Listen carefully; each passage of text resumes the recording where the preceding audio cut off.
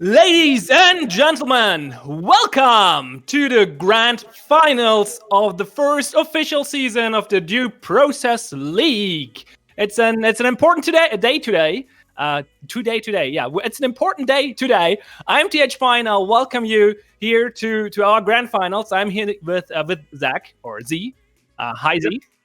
Howdy. How you doing? You ready to see these two titans go up against each other? Because I am.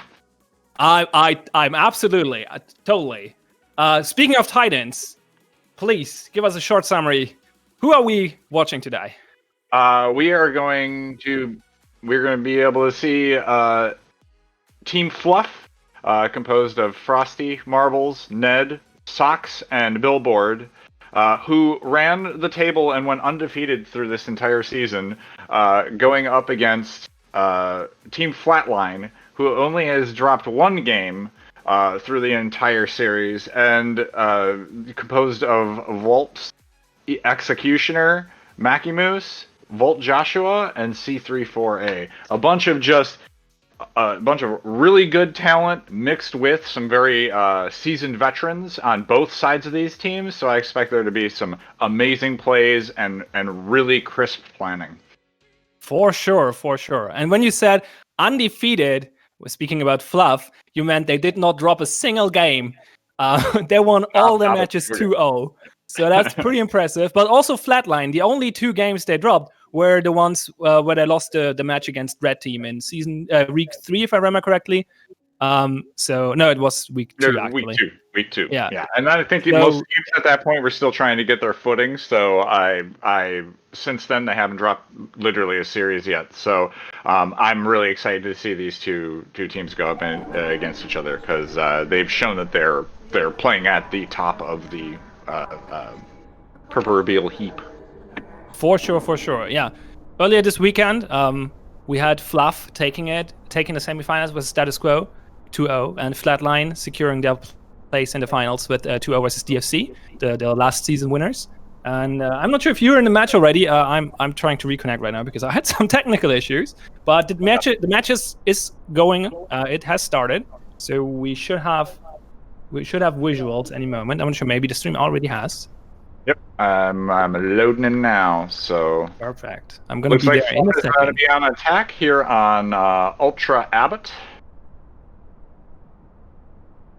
It is a C-Star map. It is one of the interesting ones with the Courtyard Breezeway on the upper right, allowing some pretty free access in. This is a very easy green door entry for attackers here.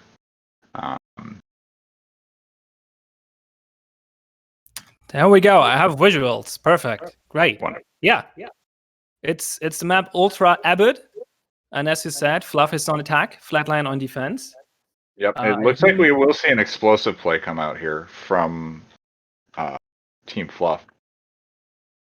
It looks like, yeah. Their Fluff is actually attacking. Is moving on. So preparation phase is over.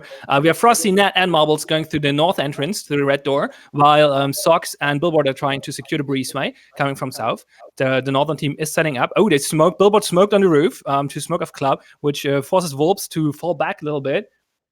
And now the breach is going on, and Ned and Marbles are flashing, while Frosty joined the others in breezeway. They're trying to pinch the kitchen. There's a Molotov holding him the back, though. There are 3 defenders actually in that room. Now Mickey is rotating, while Socks and Billboard are going through the other entrance through Club and trying to clear it out successfully. Volps is waiting there in reception together with Joshua, while the other 3 attackers are still stuck north, waiting for the Molotov to end, which is out now. And now they're pushing in with flashbangs on C3 going down versus 3 attackers. And now Executioner takes the revenge kill here, though. But Marbles is shooting at him. Oh, there's Mickey coming for the rescue, but is being taken out, and that takes Executioner down as well. So that was a pretty strong attack on the north. On the southern side, though, Billboard falls to Volt Joshua, and so does Sock, and Volps, who rotated in the office, takes out Nat, and now it's Marbles versus Volps and Volt Joshua 1v2, and he's super low at HP, so this might be really tricky. He's trying to find some angles here. Ooh, but so does Volps. Volt Joshua is still sitting in reception, not rotating for some reason, actually. He's waiting. Maybe it looks like he might be disconnected. That would be unfortunate. Marbles scrambling for equipment here, trying to wallbang Volps. Ooh, that was close. No, okay, Volt Joshua is coming. Marbles on the bomb. Volt Joshua comes from the side, takes the first round for Flatline here. 1-0. And there was a bloodbath in the training area. Oh, yeah. The 3-on-3 there just was heavy trades going down. I was surprised that at how much they were trying to peek each other, even with such little health. Yeah. Right at the end there was pretty awesome. It was a bit back and forth for sure. Like, it looked really good for the attackers first after they waited the Molotov out on north, but they failed to push in through south and were eventually taken out. And then the defenders could rotate and, well, hold that part of the map, but another part of the map as well. And I think it was a 3K for Joshua, or even a 4K. I'm not sure. Yeah, I think it was a 3. But I can say that I think once the green door entry team kind of like fell apart, that they could focus just on that northern section, and it made it hard for the attackers to be able to push any further. Yeah, for sure. So we're on Verdant Snow now. Verdant Snow. So please tell us something about this map. Onto this factory map. This is the first time I actually got to see this map. So your green door entry at the north here. I'm interested to see if Fluff is going to take a secondary gamble. If they're going to they're going to go green door and then just try to take the fan out so they get the secondary entry up along the top here. Yeah, it looks like they do that. I mean, they lost the Clacker first round, so they are in a desperate situation now. But they're apparently also thinking about Doc, so they might do both. Or they just go all out and use the explosive now. It's possible. I mean, they might. I think they're really going to do this green door to the fan. Seems like the stronger play for them. For me, yeah. Basically, you only have to worry about office, right? Someone sitting here. Yeah, and if they actually do put this barb here, it makes it really hard for you to actually hold that angle. So I feel like they figure, well, we'll just hold the office, in the close range, and then we'll try to get the picks off of storage. Force the attackers into this really long lane, and then we can take snipe. You can see Maximus is already set up with the mop there. Yeah, but Executioner is first line of defense on storage with the F1. But it seems like Marbles, they're actually going for the split push. Marbles has the door charge and a clacker and is going south on his own, while the rest of the team, Billboard is going to fan, and the other 3 are going through Toxic, apparently. That seems to be the plan. So we'll see how that works out for the attackers here. For Fluff, or Flatline can protect against that. Nobody's watching from the office. Volps is just holding the barbed wire, basically. Billboard throws his smoke into the storage door. That was clever, so they can now contest the room. They can enter the room uncontested. Executioner is falling back, and they're pushing into Toxic. And there's the door charge on the docks from Marbles and south. Molotov's going out, so he has to wait. But I don't think he wants to push in anyway, so it's probably okay. The attackers are pushing in through storage, taking out the fan. Billboard is trying to take some shots here on Executioner. Defenders are basically grouping south. Oh, kill here for Volt Joshua on Rohrasti. At the same time, C3 actually managed to take out Marbles outside south, so it's down to 3 attackers on Team Fluff. They're flashing deep into shelving and pushing in, taking out Executioner. Billboard coming around the corner, but both are being taken out here by Joshua and Mackie. So it's now down to Ned versus 4 Flatline members. So that's going to be really rough. And if he loses that, they're out of clackers. So this was a risky play. And it doesn't look like it's paying off for them. We'll see if we can clutch it here. They got shut down kind of on that side. Once the pressure from Marbles was dealt with, they've been able to focus all of their attention on that very narrow corridor.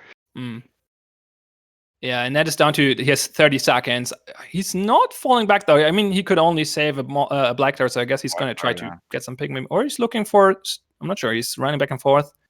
I guess he's trying to get a pick here, but the defenders are playing very, very conservative. Yep. Just waiting for him. And that's the second round. Yeah, and maybe he can get a pick here off of the backside of docks, but everybody's kind of tucked away. They might try to save the saber. He got the clacker! He got the clacker! And the saber. Oh, just in the neck. Yep. Last second call there. Getting the clacker. So that was really important to getting the clacker there, because that means they can still breach in round 3, which made this whole situation not as terrible.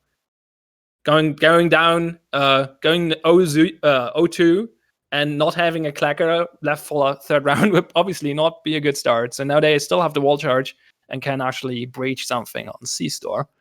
Yeah, Flatline's definitely putting up a very strong defense. I don't think these teams have really faced off that much prior this season. No, So actually, they did not meet at all during the season. I think they did some scrims, but yeah, they did not play an official match yet. So that's their first encounter. but I think they're putting up a little bit more resistance than Fluff was expecting on the initial For outset sure. for the game. So we'll see if Fluff can bounce back here and bring some heat on this storefront map, Empire Force. Yeah. I like that. I like the plan for this smoke placement on the freezer, though. That's going to be, if they can nail that, that really shuts down that. This is a very powerful hold.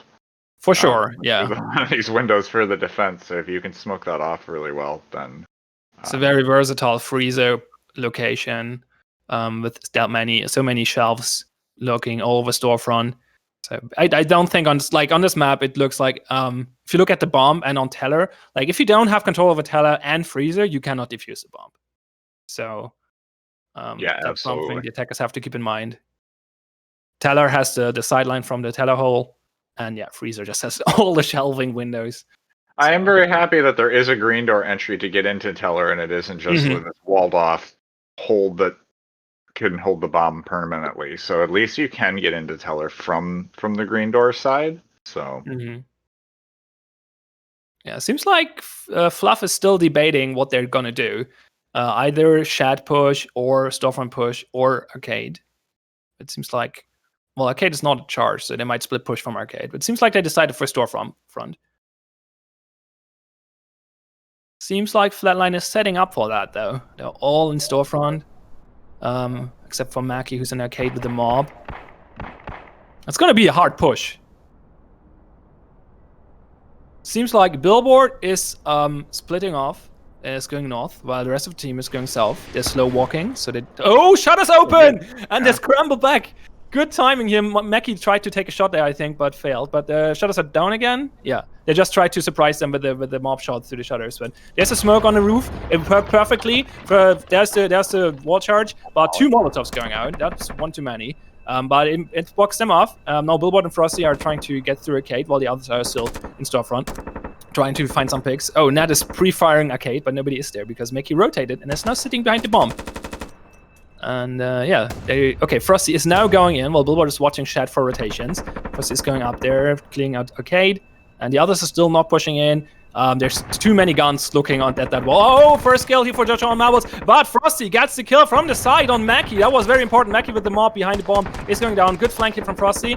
Oh, nice kill here from Nat through the shelving, taking out C3, who was sitting in freezer, but there's still executioner there, and he has a knack though, so that's not the perfect range for that weapon. And now Billboard decided, okay, nobody's going to go Shed. I'm going to help Frosty here, joining in through arcade. So it's not looking it's looking pretty good for Fluff. There was a frag grenade on barbed wire, I think, around the bomb, so that worked well. And yeah, Frosty is looking for a flank again. Walt Joshua is coming out of terror. Oh, there's the flashbang. Billboard rushing into freezer, taking out executioner, and now it's down to 2 Flatline members. And Wolves is trying to take out Billboard. There are too many attackers. Walt Joshua doesn't know where to look. Is they're getting taken out by Nat here. Now it's down to Wolves. And he has an AP-25, but trying... Yeah, okay, he stops the diffuser from taking out, but Frosty, another flank for Frosty, securing the round here for Fluff. Man, some really solid defense there from Flatline, but I think Fluff just started to be able to pick them off one by one, each angling out a different spot, and eventually choked them off. Some really strong play there. I was just surprised Billboard kept his cool that whole time, just hanging out on just watching that shed. He was expecting there to be somebody to retake arcade, and I think that was the foothold that really helped Fluff take kind of control over the C-store ultimately. It was, they got a toehold in there, and once they got that, they were able to really start taking angles and picking off Flatline one by one. Yeah, it was really interesting because Fluff was... Yeah, they did not really. They were like, okay, we're not going to push in there without taking out them from the side and like pincering them and stuff. So Frosty did go in and took the important early kill versus Mackie. But the cool thing was, like, Flatline, as I said, had a really strong defense, but they did not rotate, and that allowed Frosty to flank them again and again. And the other thing you mentioned though, if they would have rotated, Billboard was waiting for them on Shed. and so he would have tried to counter a potential rotation. So Fluff definitely had a good plan there, and it worked well for them, and they managed to overcome Flatline's defense, and now it's 1-2, and this time Flatline is on attack. We're back to Ultra Abbott. Yeah, after watching how this map played out last time, I really do feel like choking off this red door is a really strong play, and the Fluff is already setting up for that, right? I see them; they're kind of looking like they're like, we'll give up this much of the map, but nothing more than that, and it'll be interesting. The angles coming off of this breezeway door are pretty tough. You could have somebody hiding back here on backstage. You could have somebody hiding in one of these two positions off a club, and while that does keep you separated, it is a good ambush position. You might even be able to get a trade, and for a defender to trade, that's actually, good in most situations. 50 more health on an attacker. A defender trading is actually quite good. So for sure, yeah. Flatline last time completely ignored club, and it seems like Fluff is going for what you just mentioned, having two people sitting in club on backstage and behind the bar, which are both dead ends. So if they're getting singled out, they're gonna run into problems. But it seems like one of them is also Ned is sitting in reception, so he can open the club door and lay fire on attackers who are trying to single out Marbles and Billboard here, while Frosty and Socks are holding off training, which was a stronghold last time. Okay, Mark Mackey is throwing a smoke roof onto Breezeway, basically. I'm not sure if that's where he wanted it to go. They're pushing in, and Billboard taking the first shot here, but there are two attackers fighting him, and he's going down. But Marbles with the counter kill, taking out Mark Mackey from the side, and now Ned is pushing in there as well. So there are two defenders in club, and C3 and Executioner are trying to get in there, but it's kind of hard, and Ned takes out C3, and it's on to Executioner who flashes. The defenders are falling back, but Marbles behind the bar takes him out. At that time, Wolves with the very, very late push, but Ned turns around and takes him out. Very, very strong round for Fluff. Yeah, I feel like once one or two of your people went down on for Fluff, or I mean for Flatline, Volps needed to bring in that diversion to stop his teammates from just walking into the meat grinder. The crossfire in that club was just brutal. You could either look at the guy in front of you, but you could not look at the guy from the side, and that was just over and over. They just walked in and just got chopped down. So I think Volps waited a little bit too long. He needed to pull more people to him. Go, oh no, they're coming in from behind, and then maybe that would have caused maybe a little bit of a rotation, or somebody to kind of like turn their attention away from the people coming through that green door. That was a rough go. I assume, like, what I'm imagining is they had the plan to just push into club, and then when they have their focus on us, then you breach a door. But they never really managed to get into club, so he didn't really know when is the perfect time to blow. And then one after another, more and more teammates fell, and eventually he decided, okay, I have to go now. But at that time, it was late. What was interesting to see was that Billboard was actually playing super aggressive from backstage. He was shooting at them and then actually ran at them. And that forced them to totally focus on him and allowed Marbles to take the kills there. So Billboard, he got a kill there, but he just sacrificed himself there. Well, not really sacrificing. He tried to get kills, obviously, but he played super aggressively, knowing that if they kill me, I create an opportunity for Marbles. And that worked really, really well for Fluff here. Yeah, Marbles was actually really on point with that Lagros, too. He did not miss many shots. All right, so here we are back on Verdant Snow. It looks like it's going to be that very similar push the green door play from Flatline. We'll see if they decide to use any other explosives here on this map, just because they are now down a clacker, so those resources are, at a premium. I mean, it looks like they're looking for a green door push, similar to what Fluff did last time, but without the split push through the docks. So Toxic into storage, taking out Fan potentially. Yeah. I'm a little bit worried about this play because they did not take a grenade to clear any barbed wire, and there's a lot of barbed wire set up, and there's a lot of long hallways here. Yeah, both entries, the one in office and the one on fan, is blocked by a barbed wire. But they're in already. Opening fan, C3 is sitting there with a saber, uncontested. Now they're pushing into office with flashbangs. Billboard is falling back. It's been taken out, and now it's Frosty versus 2, and it's been taken out as well. While Mickey is pushing really, really aggressive. They took power in office, and now Mickey has the vision advantage here. Oh, Ned is completely disoriented, but Mickey fails to get the kill here, unfortunately. Marbles has been taken out, though, and eventually Mickey finds the kill on that, and that's 4 defenders down, only versus only 1 attacker. Okay, that makes 2 attackers because Sox found the kill here, but now he's getting attacked from 2. What? Wow! Wolves picked up a Molotov, I believe, from Billboard of Frosty. Okay, I think I figured out the play for this map is to just bum rush that office as hard as you can, because that's what ended up happening and gave them really the surge that they needed through the center of the map. As soon as that happened, they were able to really take out a lot of the members here, because that office was kind of a key piece here. Yeah. It's interesting, though, because Mickey actually pushed really, really aggressively through storage into shelving. And he was down there, like, he was super early in shelving. And that kind of confused Ned there. Also with lights out, it was, yeah, Ned was totally surprised there, Mickey being so far south already. But now it's looking very good for Flatline. Because they have 2 snipers now, but they picked up the mob.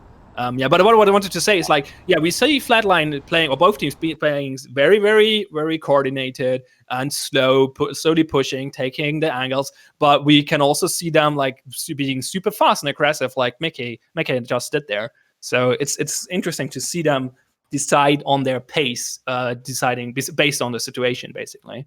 I would also like to point out that perfectly thrown smoke really helped them to be able to surge through that section of the map, because they weren't, they didn't get mired down in the barbed wire. They actually were able to just walk through it with no issues, because nobody could fire on them, right? And I was a little bit surprised nobody tried to take the smoke, right? Like, run in and then for the defenders and hold it. Yeah. To maybe force a confrontation a little bit earlier, but yeah. I mean, it's a risky play to go into the smoke, but it can pay off, and especially as the defenders. Like, the thing is, if the attackers throw smoke, right, that's there, like, okay, we're controlling this now. And it can be very valuable for the defenders to say, yeah, it's risky to go in there, but I'm contesting their control. And if I don't, then I just give it up. So, yeah. But the Fluff decided to not contest the smokes here. And it worked out well for Flatline in that case. Could have gone the other way, obviously. It's never like a clear decision what is the better play. But in this case, it worked out for Flatline. It's now 3-2 for Flatline. And they're attacking on C-Store again. Well, we're on C-Store again. Flatline's attacking here for the first time. Yeah, I see that it looks like Flatline's really going to do they're going to do a double breach play. So they're going to be pushing for storage and storefront here. It looks like Fluff is kind of counteracting. It looks like Flatline wanted to do something through. Oh, one of their plans might have been to do somehow take the red door, then go in through arcade and blow into freezer. But I think they're just going to be doing the storefront storage play and just try to get a control of Teller. They now have 2 sniper rifles, so for them to take Teller would probably be really, really strong. That's a very good point. Yeah. Yeah, by ecoing the second round and stealing the mob, they now have a great position. Oh, they actually did not bring the saber, though. They have the mob, but not the saber.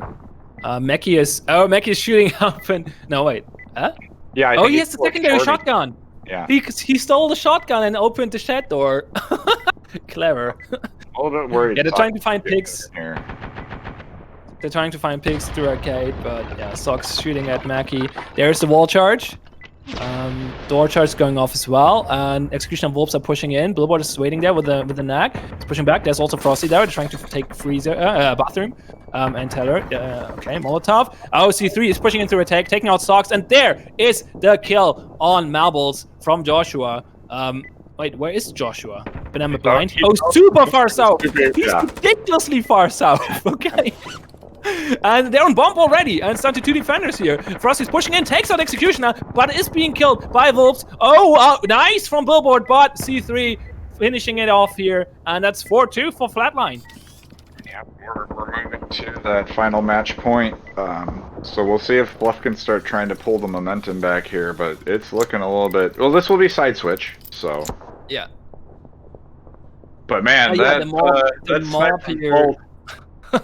Woo!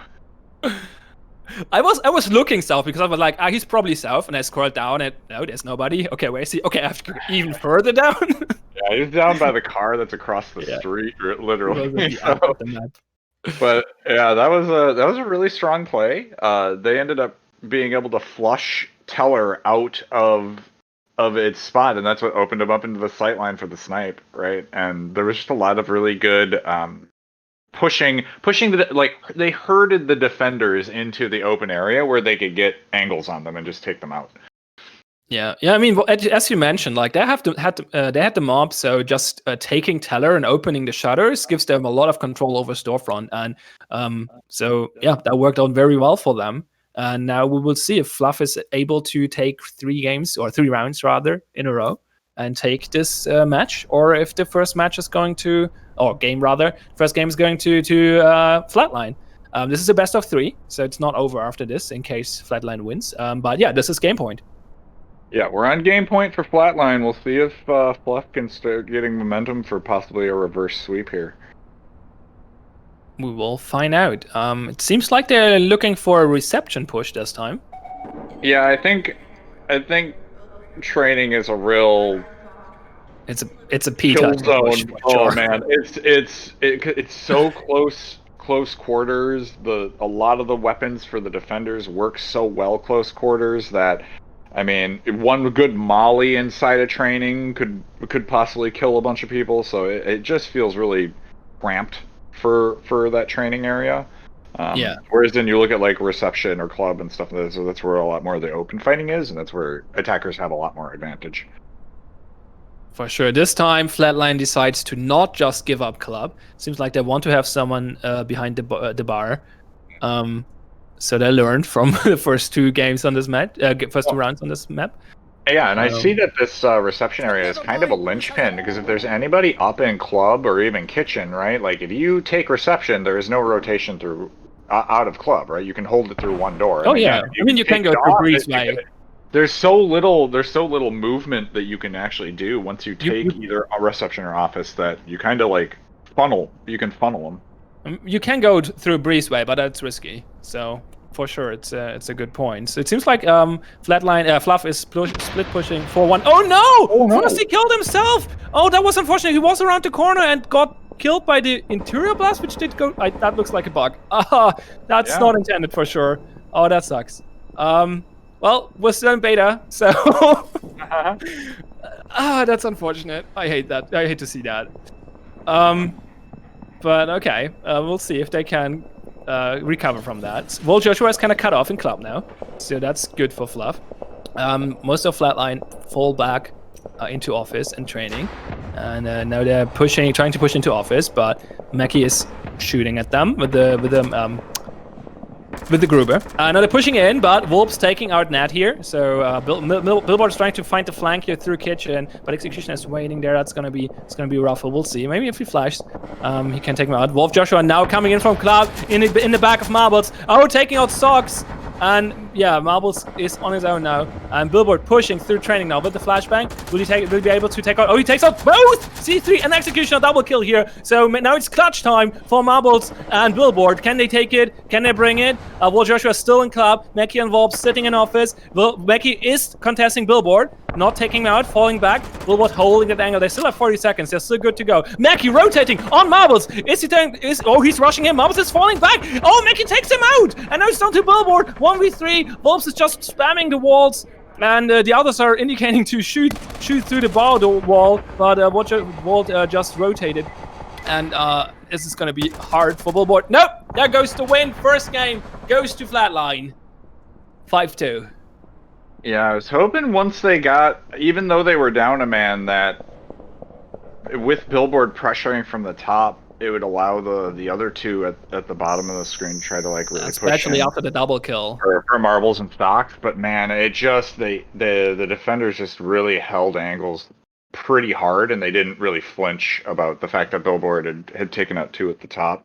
They knew he still had to come through the green door. He was worried about peeking it, right? And yeah, they were able to deal with Socks and Marbles on the bottom side. It was an interesting little exchange too there right at the end where I think it was Executioner, was shooting at Socks and Marbles, and then Marbles was returning fire, and he went to reload because he knew as soon as like Marbles went to start reloading, that's when he pushed the grouper and was able to take him out and caught him during the reload. And as he was falling back, that's when he actually was holding that angle down the long haul too. So yeah, it's also like we saw another very aggressive play from Mackie, which I like to see, and it worked out again. Like it was interesting actually because he pushed Billboard first north, and then he shot at him, fell back, and then rotated south and pushed Marbles. So he was just like running back and forth, pushing both attackers back, and eventually that gave them the round.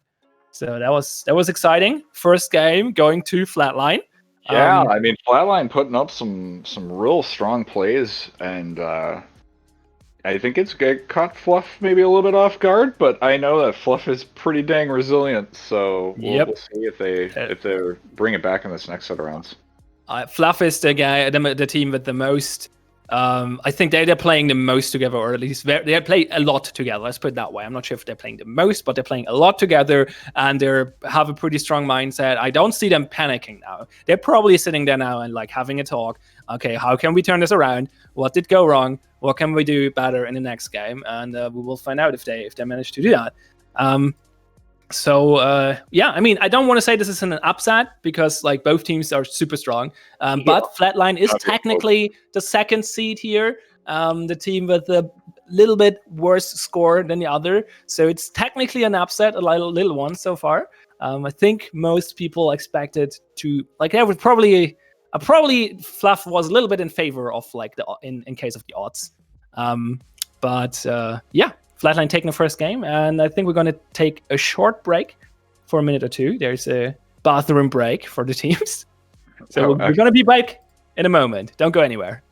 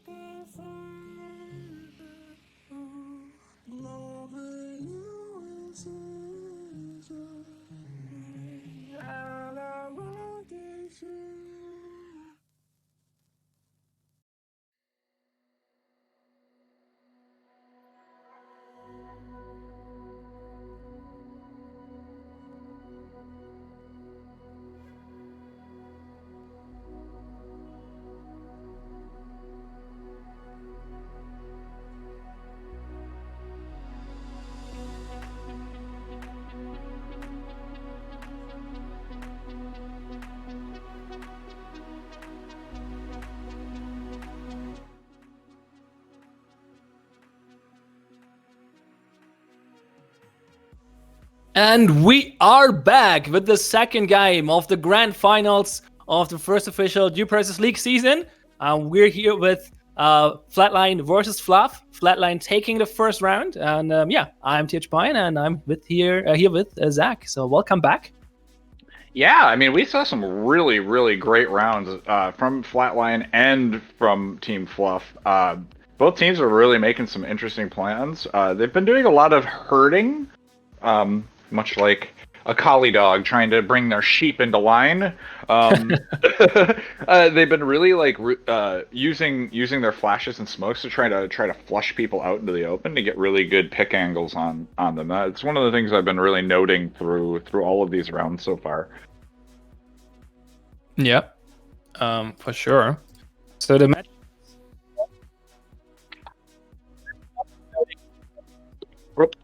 Start, but feel free to take it away. I'm going to be with you in a moment. I'm going to No fall back problem. to the backup stream. We are on Kill House to start. We're on Adder Tempest. Another very large free green entry at the north of the map here. Some very, very interesting long hallway sightlines here. To not only stop rotations, but to really like funnel people into good pick angles. It does look like Flatline is on attack first, so it does look like they have kind of decided to do a green door push and do the tour through most of the map here, trying to take club first, using not only the courtyard windows here, but the push through the green door. Yeah. So wait. Oh, I thought I'm in, but I don't see anyone. So. Wow. I'm half in. That might be an issue. Lag detected. I mean, I see the attackers, I think, so I might be good. We'll see.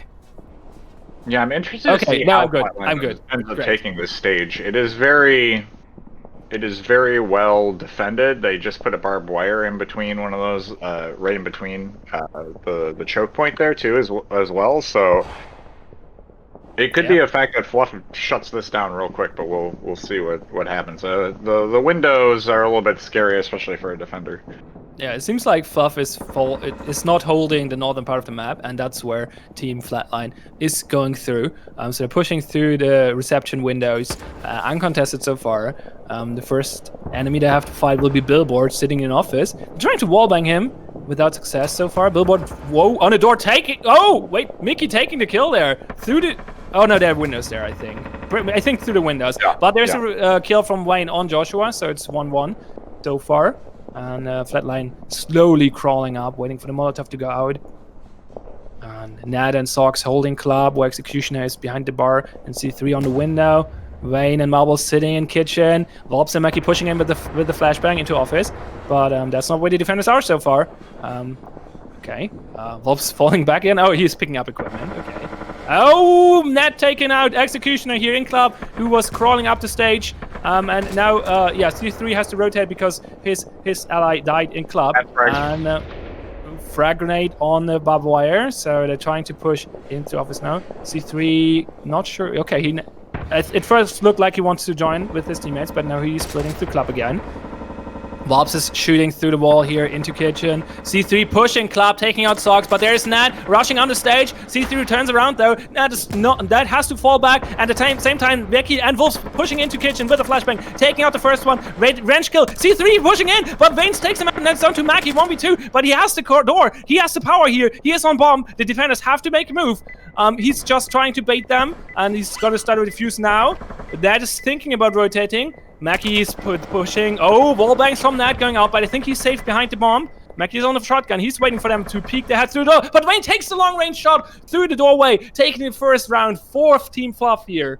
Good start for them. That flank wallbang from Ned was absolutely brutal. It dropped Mackie just so low, and he had to take that really defensive posture off of the bomb, which opened up Vane to be able to actually take him off of the door angle. Oof.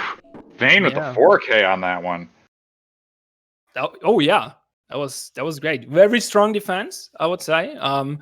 It was a good push, but it was an eco play. They did not really bring much when it came to equipment. I mean, a frag grenade, a few flashbangs, obviously, but no charges, no clackers. So it's not too bad to lose the eco round. Obviously, you don't want to lose it, obviously, if you can avoid it, but it's not like the worst thing that could happen.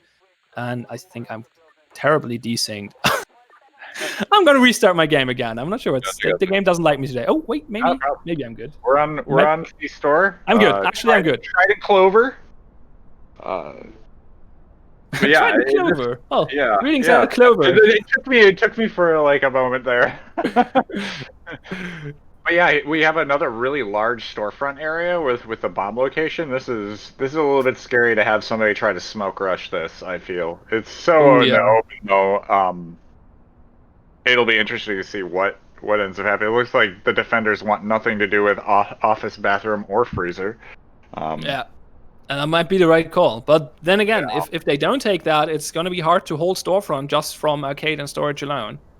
Yeah, I agree with that. I feel like you could at least get a pick off of Office. Additionally, if you're not going to hold Freezer, I'd put at least a barbed wire off of this choke in Freezer so that you can at least use the windows to try to pick people off from the storefront. Oh yeah, there's a choke there. Yeah. So, We will see what they do. Seems like they want to barbed wire storefront actually, and yeah, they're planning for the barbed wire where you just said you wouldn't want one. So that seems to be their plan. But it seems like the attackers want to split push through Office and wall charge through storefront. So taking advantage of their wall charge, which leaves them with 2 door charges for factory.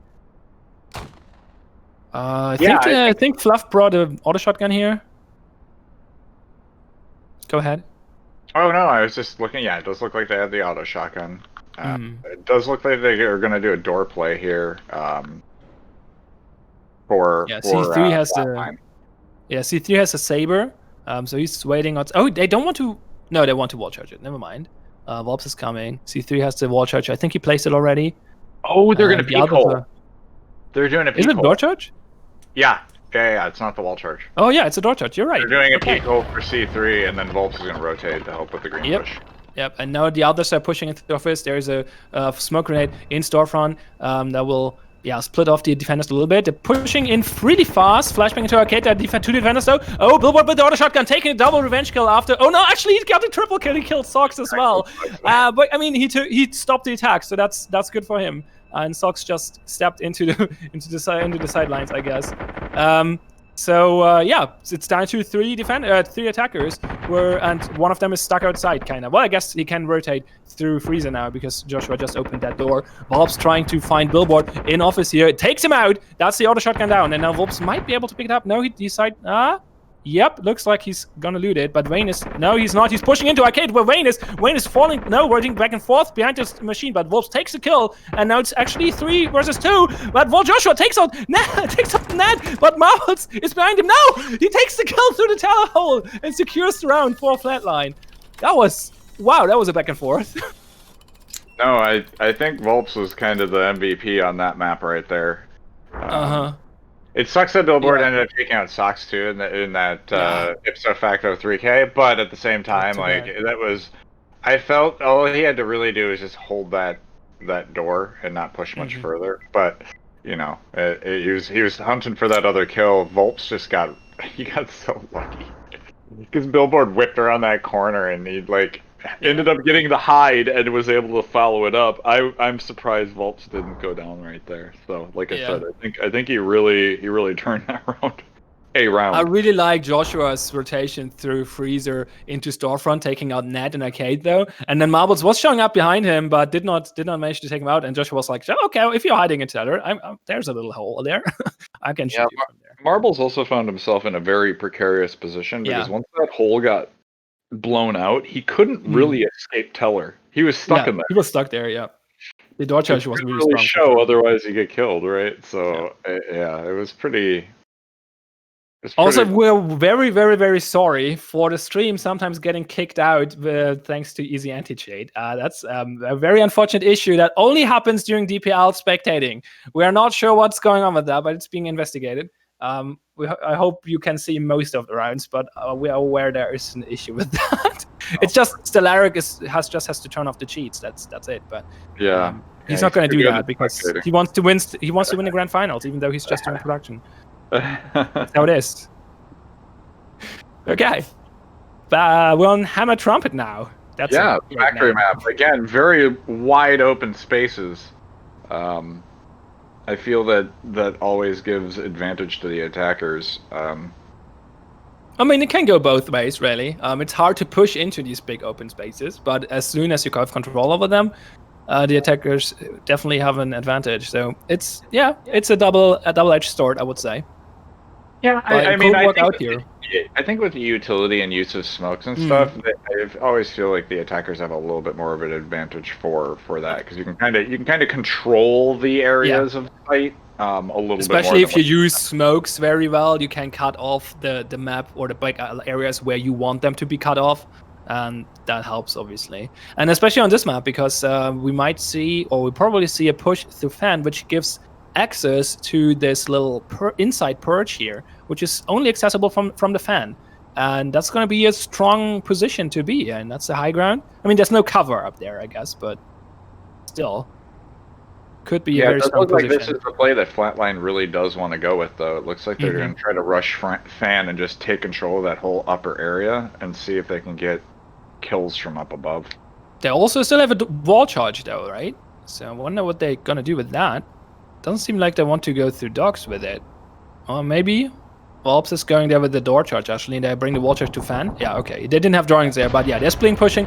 Dock is blown open. Now the defenders in the storefront, in the main factory area, have to worry about 2 angles, which is tricky. And the others are pushing in through Toxic here, taking out Billboard already. And Marbles is hiding in the smoke.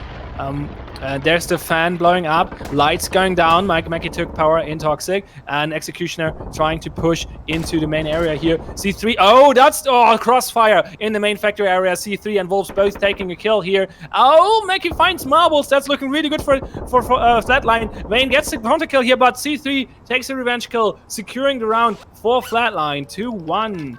That was a very strong push. I think the note there was completely surrounded.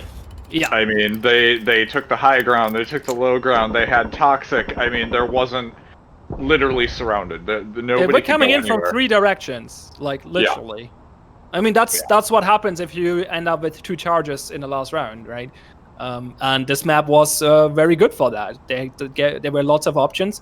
A strong option. I think a double charge play on this map is just very strong. Like, it gives you Fan and Dock. And yeah, and they additionally took the green door, so it worked out very well. And then with lights out, there's just no chance for the defenders at that point. If the attackers are getting that far. I mean, in the end, if we look at the set, Flatline lost the first round due to which they ecoed, and then they managed to win the second one and managed to win the third one thanks to all the equipment they still had left. So, yeah, I mean, they basically kind of ecoed the second round as well. Not really eco, but they could have brought a wall charge there and just blow up the shadows. Instead, they decided, no, we're conserving. We're kind of playing conservative. We're saving the wall charge. Just bring a door charge. A Pico is enough. And, yeah, I mean, it would not have made a big difference if they bring wall charge or door charge on the third map in hindsight. But, yeah, thanks, Captain Hindsight. Definitely. I agree. No, I think on that map in particular, yeah. I mean, the fact that there is so much vision, again, once the attackers start getting, they could be anywhere, right? The defenders they spend more time spinning in circles than they can really focusing on picking an angle, right? So that's going to be one of the interesting things going forward. I'm interested to see what happens on that map when we go back to it. For sure. Yeah, especially like Flatline was very, very coordinated there. They managed to, they timed it perfectly. All the teams were moving at the same time, taking the angles at the same time, forcing the defenders to be in crossfire situations.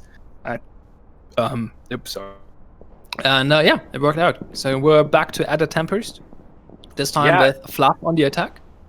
Yeah, absolutely. It looks like they're just going to be doing a red door push through lockers and maybe just try to get some picks off a club or stop any rotations, possibly.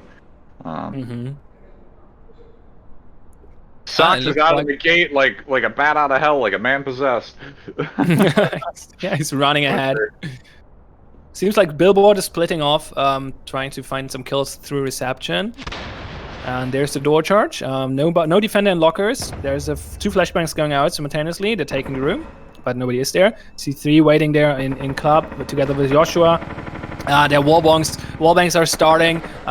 Defensive Molotov here in kitchen, stopping them from entering kitchen. But there's so many wallbangs. They're trying to get the kills here on Mac and Executioner, dealing a lot of damage actually. So it's working off. C3 holding the window.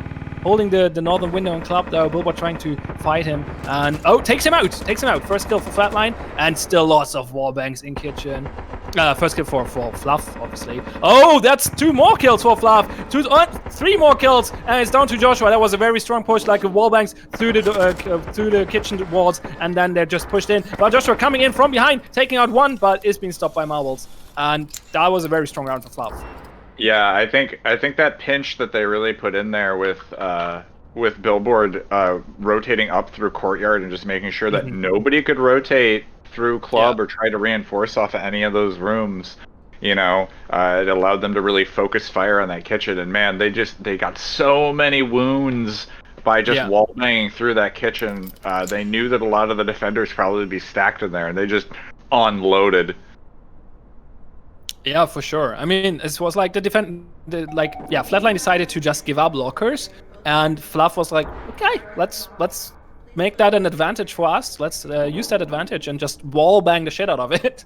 We don't care about club too much. Billboard can handle that. And I mean, the thing which you just mentioned, like Billboard stopped C3 C3 from rotating into the northern room. So that allowed that gave the others more time to wall bang kitchen, and that worked out really well. So it's 2-2 now. Very, very close match so far. And yeah, I mean, Billboard's job there was definitely just trying to stop any flanks, right? Don't let anybody come in behind us or that could be delaying to come in, right? Their attention is probably going to be on us because they don't know if we're going to come through the door or anything like that. Mm-hmm. And he just was able to sneak up and get that flank on them. Yeah, for sure. Yeah, okay, we're back to Trident Clover again. I have to chuckle at that name. And we'll see what Fluff is doing. So we saw a very, very strong play from Flatline 3 rounds ago, where they door charged the storefront and then pushed in through office. Yeah. That worked really, really well for them. It seems like Fluff is going for a freezer office push. Yeah, they still have a door charge and a wall charge here. So yeah, and 2 clackers since they won the round. So they're totally okay. They can do whatever they want. Using charge is completely fine. I like that idea of putting the smoke over that 3 door that's in arcade. Mm-hmm. Yeah, that's an important angle to stop for sure. Seems like, the defenders are expecting a push to office, want to place barbed wire there, which might stop a push, or at least delay it, make it harder. Besides that, we don't see much drawings from Flatline. We'll see where they spawn. Yeah, in a second. There we go. Auto shotgun is on the field, so... Mm-hmm. Yeah, it seems like actually protecting storage really hard where power is located. With multiple people there, barbed wire being put down, but it doesn't seem like that's the goal for Fluff. They're not going to go there. Instead, they're going to take the western part of the map, and there's only Executioner holding that really. I mean, C3 can rotate there with the auto shotgun, so that might work out, but the rest is sitting in storage in storefront, and we'll see. Okay, door is open. 3 attackers kind of pushing in. Nobody really holding that door, interestingly enough. Smoke going on the roof. Now C3 is kind of cut off. I mean, he can still fall back into storage, I guess, or just run through the smoke, but it's kind of dangerous. Sox and Vayne pushing on arcade. Flashbangs going out. Billboard going into bathroom. Executioner is hiding in the stall, but as Billboard finds him, gets him. C3 with the auto shotgun here takes a double kill on Sox and Vayne. Stops the attack through arcade. And now they have freezer, but they don't have arcade. And now Billboard rotates north, trying to fire to kill C3 there, who's waiting with the auto shotgun. Picked up a flashbang. Okay, he dropped it. But he still has a Molotov, so that's going to be useful. The others are not really pushing into Threezer because Mackie and Joshua are holding through the shelves and making it hard to push in. They're not trying to find an angle through the door and the shelves. But there are 3 defenders watching that door. Marbles and C3 just sitting next to each other. Just the wall in between. One was waiting for Billboard. Flashbang going out, and now they're going to push in. The flashbang did hit, I think, but the Molotov did as well. Marbles staying to the fire. Nice. Well-placed Molotov here. He was flashed, but he could still throw the Molotov, so that worked out. And now the flashbang is gone, and Billboard has to fall back. Ned managed to get into Freezer, but it's down to 2 attackers, and there's still 4 defenders up, one of them having an auto shotgun, so it's not looking great. They're also running out of time. 35 seconds on the clock. 25 seconds until they have to be on the bomb. That's another... that's just the same Molotov. Wolf's taking the kill on Billboard, bringing it down to Ned. 25 seconds. Can he make the clutch happen? Shooting at Wolves. Not enough. Ned is super low. C3 rotating from the north with the auto shotgun, and he's coming up behind him. Takes him out. Very clear round for Flatline. Making it 3-2. That molly throw in arcade on Marbles was just... perfect. Yeah, I mean, he threw it short enough at his feet that Marbles, even if he tried to run past it, he would have never have made it. The fire field is just too big, right? And Marbles was already wounded, so he would have never have made it out of there. But man, it was exactly at his feet. As soon as C3 got that push, they just could not get him flash to be able to take him out. And the auto shotgun is unforgiving if just left unchecked. For sure, yeah. That was I mean, that was a really, really strong round for Flatline. But yeah, it came down. I think it came down really to that arcade engagement. If they would have lost that, situation would have been a very different one. But after they managed to push back the attackers there, I mean, it looked good for them. Like it was 2 versus 1. Marbles and whoever the other attacker was. Pushing in there with the flashbang, but he managed to throw the Molotov before he got flash entirely. And I think the flash did not completely hit him either, but it did hit him partially. Would have been enough probably for 2 attackers to take him out, even though he had the auto shotgun. But the Molotov made quick, brought Marbles to a fiery end, and secured that. So Fluff in a dire situation actually now. Remember, they lost their first game, so they have to win this or it's over. And they're behind 2-3. Yeah, so this is the kind of the do or die round. It's a lot harder to come back if you lose this one. So for sure, I hope that Fluff can really dig this one out. I mean, I am interested to see how they play this map. We saw it last time. They blew Doc, they blew Fan. You know, they surrounded from every angle, had an attack around, and the defenders just could not hold every angle, right? Mm-hmm. So I'm interested to see what Fluff does on this map, just because it is so open. They can't do the same thing because they only have 1 charge left. Yes. If I'm not mistaken. So it seems like they want to use it on Fan and split through storage. Probably taking power, I assume, because they didn't take power last round. So they still have NVGs, or should still have NVGs. So I would not be surprised of them going south there. I mean, if you go storage, you can... Toxic is a natural choice, right? So they're setting up on the Fan. Defenders all south and east, very, very far back. Pushing in, but only Vayne sitting on Fan with the Saber, trying to find a pick. Billboard coming late, but seems like not sure where he goes yet. Seems like he wants to join in storage. The others are pushing through storage. Frag grenade taking out the barbed wire. They're taking their time, playing coordinated. Very slowly, flashbang to Toxic. Defenders did fall back, gave up Toxic, kind of. Well, Executioner shoots through the door, but doesn't get the kill. But C3 gets the kill on Billboard, who decided to go north, actually. Power is down now, though. So Fluff behind on players, but they have to light the advantage. 2 flares going out. Oh, Marbles with a nice shot on Mackie here, taking him out. And now C3 is actually getting shot from behind as well, but is not being taken out. On the other hand, though, Josh takes a very, very long shot on Sox and takes him out, but Vayne is on the purge, taking out Wolves, shooting at C3, but there comes fire from this eastern little part here. They're just hiding in that little corner over there, making it hard for Vayne to really counter this. But now that Marbles and Ned will come through Toxic, that might be the opportunity for Vayne to make something happen here. So yeah, the defenders are cramped in the eastern part, and now they're pushing in, taking out Marbles actually, but Vayne is taking the shots, taking out Executioner, putting it down to a 2v2, and Nat gets C3 here across the factory, and that's down to Joshua in the dark, taking out Nat, 1-1, but Vayne has the Saber with the night vision and is on bomb. 35 seconds, so plenty of time.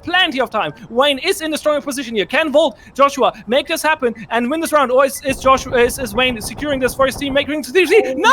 Vayne pushes and Joshua takes him out, bringing it down to a 4-2 for Flatline, bringing Flatline in a very, very good position now to actually... We're on match point. We're on match point now. We're on season point. Yeah, I question the thought of pushing with the Saber when you have bomb position and you know exactly where he is.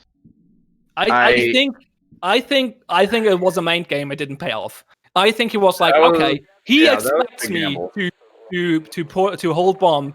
I'm gonna try to go. Like he took a weird angle. He did go a little further north than you would expect there, and he tried to surprise him with a weird angle, and therefore did go for the pushback. It was a gamble. It did not pay off. Joshua got the kill there, and now it's match point. it's Yeah. that's a season point, really. Yeah. So I think if Flatline takes this, definitely. I think his reasoning was I'm going to be stuck here defusing the bomb, and the aim time for the Saber is a lot longer than it is for the Igmar.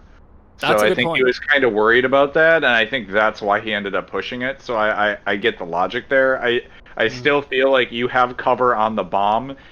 You are protected from most shots. You could try to get the actual snipe angle at that point, but yeah, that was a tough situation for Fluff there. I mean, these 1v1s in the end, like with one being on the bomb, they always can go both ways. It's, Absolutely. I mean, for sure, the attacker, if the timer is still high, and it was, the attacker has an advantage in that situation, but it's not a huge one. And like a lucky shot or just a good play or like a gamble not paying off can just flip it around really, really quickly, as we saw here. And now Fluff has to, well, shift up a gear if they want to still have a chance on the crown. Yeah, they have to their defense needs to get even more stalwart than what it has been so far. Yeah, and I really find it hard to come back. Like if you're 4-2 on attack, like 2-4 on attack, that's you're the one making the decisions. The defenders are playing more reactive, so if you're in a situation like, okay, we have to win the next 3 rounds and we're on defense, I personally find this way harder, way more pressuring. But I assume Fluff knows what they're doing. They probably have better nerves than me. But still, this is a high pressure situation. This is match point, as I said. If Flatline takes this, they are the grand final. They're the victors. They're the champions. So it all comes down to this round, and we see a split push with a very late push from C3 and Maki on the south lockers, now blowing it up while the others are pushing in through north, and taking out Natty already. Good Molotov though, Wayne taking out C3, but Maki got a double kill here, taking out Sox and Nat, and now Kitchen's kind of pincered with Billboard though coming in from behind. Maybe they're pushing in. Wow, Wayne with the triple kill, deleting everyone who came through that office door, and Billboard getting the kill on Maki with the flank here. Freaking strong round for Fluff. Very well played. Bane, you monster! That triple kill was beautiful. It was not his own. Like he was not on his own there. That was Marble with him. You just watch him mow through 3 people. They all just fall down at the door. Yep. Good man. I was gonna say I really liked how Fluff laid out their defense there. The choke for the red door push, right, felt really good. They were planning for, if they do go on that reception, to have some wall bang through the door, which did get some chip damage down. Billboard was literally watching that back door, or the reception door on the other side, to make sure if anybody came in, you just pump shotty them right in the face and try to get the kill that way. So I felt like there was some really good defensive setups there from Fluff, and it looks like it paid off with some dividends. Yep. So now the question is, how hard is Flatline going to go to try to get? I have to wait. There's some confusion going on right now.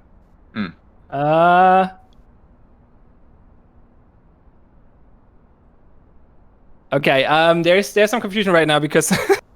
Oh fuck. Okay, we're just gonna focus on this round and solve this afterwards. But we have to be a little quick. Like we can, if Flatline takes this, we cannot quite make them champ yet because there's some confusion right now if the finals are actually best of 5. Because I think that's what we originally announced, but for some reason everyone assumes it's best of 3 right now.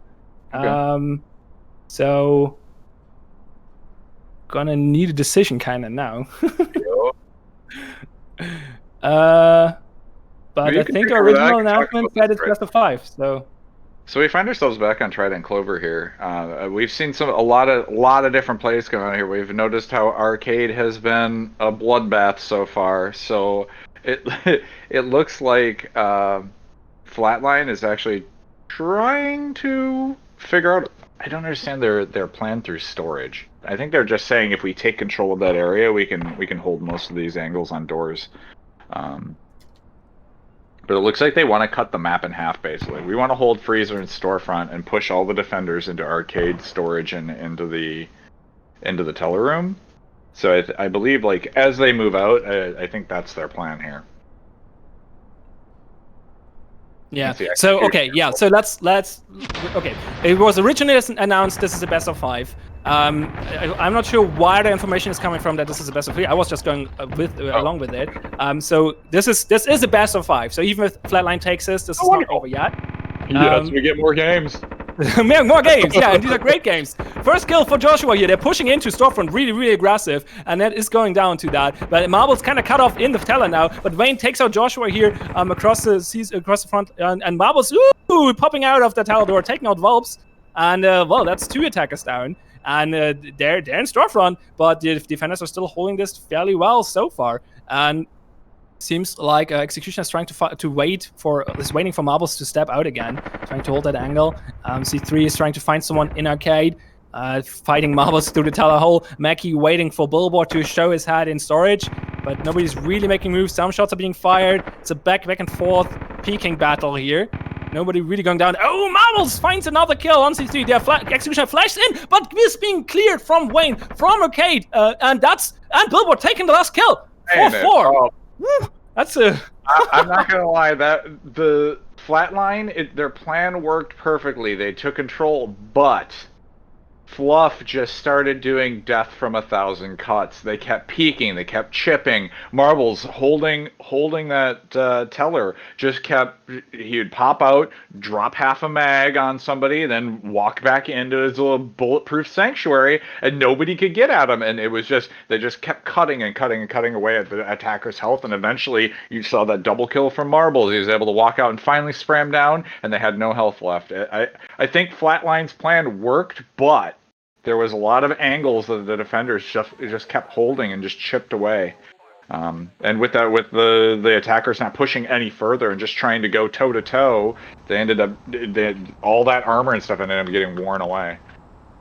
For sure, yeah. That was this is a nail biter. This is a 4-4 now. Fluff coming back from a 2-4, winning 2 defender rounds, and help me count. What does Flatline still have left when it comes to charges? Do they have anything left? Or clackers, rather. I think they lost both clackers, didn't they? Yeah, I think this is the forced screenplay. I think they used everything that they had prior. Ooh, that brings Fluff in a very good position. I'm not sure where did they use they used the wall charge to get in. Yeah, so this is a green door only. Oh god, the barbed wire fields. Oh, There's barbed wire everywhere. They're never gonna make it out of storage. I think that they can at least try to take some shots, maybe off a fan, but there's not enough. You know, like the angle here is pretty steep to get anything off of this. Yeah, I mean, fourth screen push is always really, really painful. But I mean, they can have someone sitting on fan and at least shooting inside. So that's going to be somewhat helpful, and will make it way harder to like hold storage from shelving, because there could be a weird angle there if you're falling back. We will see if Flatline can make this, or if Fluff manages to. An appearance too. Oof, this is going to be. Yeah, I mean they have everything now. I assume they bring him up as well. Yeah, I wonder how many mollies they have too, because that could really. I see 2 mollies. Yeah. Yeah, they also have a saber. They have a saber, they have a mop, they have an auto shotgun, 2 mollies, 3 flares. Yeah, they got saber, mop, and 2 mollies, flares. I mean, they're auto shotgun. I mean, this is Flatline. This is a dire fight here. Yep. This is going to be really hard for Flatline. But, I mean, they showed some very strong rounds so far, so they're trying. We'll see if they manage to. Mickey's still sitting outside. Oh, he's waiting with grenades there. I think he wants to do a cheeky play, clearing out that corner back there. But so far, nobody is in there. They're pushing into storage successfully so far. But Marbles takes the first kill on Vulps here through the toxic door. Executioner Molotov cutting Executioner off now, kind of. But I mean, he's not really in danger in this situation. But he has to wait for C3 to be able to join him now. Or make a play on his own, obviously, but Ned is waiting behind the corner with the auto shotgun. Mackie throws the frag grenade into Toxic. That did not hit, though. He tried to get the frag grenade, the wire there, I think. Unfortunately, did not hit. That would have been great. Executioner cornering around. Billboard taking the kill. and that's two attackers down. Joshua got Sox in the meantime, not there, and now they have entry through Fan and are in control of the northern part of the factory, taking out Billboard here. Joshua with the double kill on the perch from the high ground, and then I was slowly pushing into the main factory area. Why am I always saying storefront?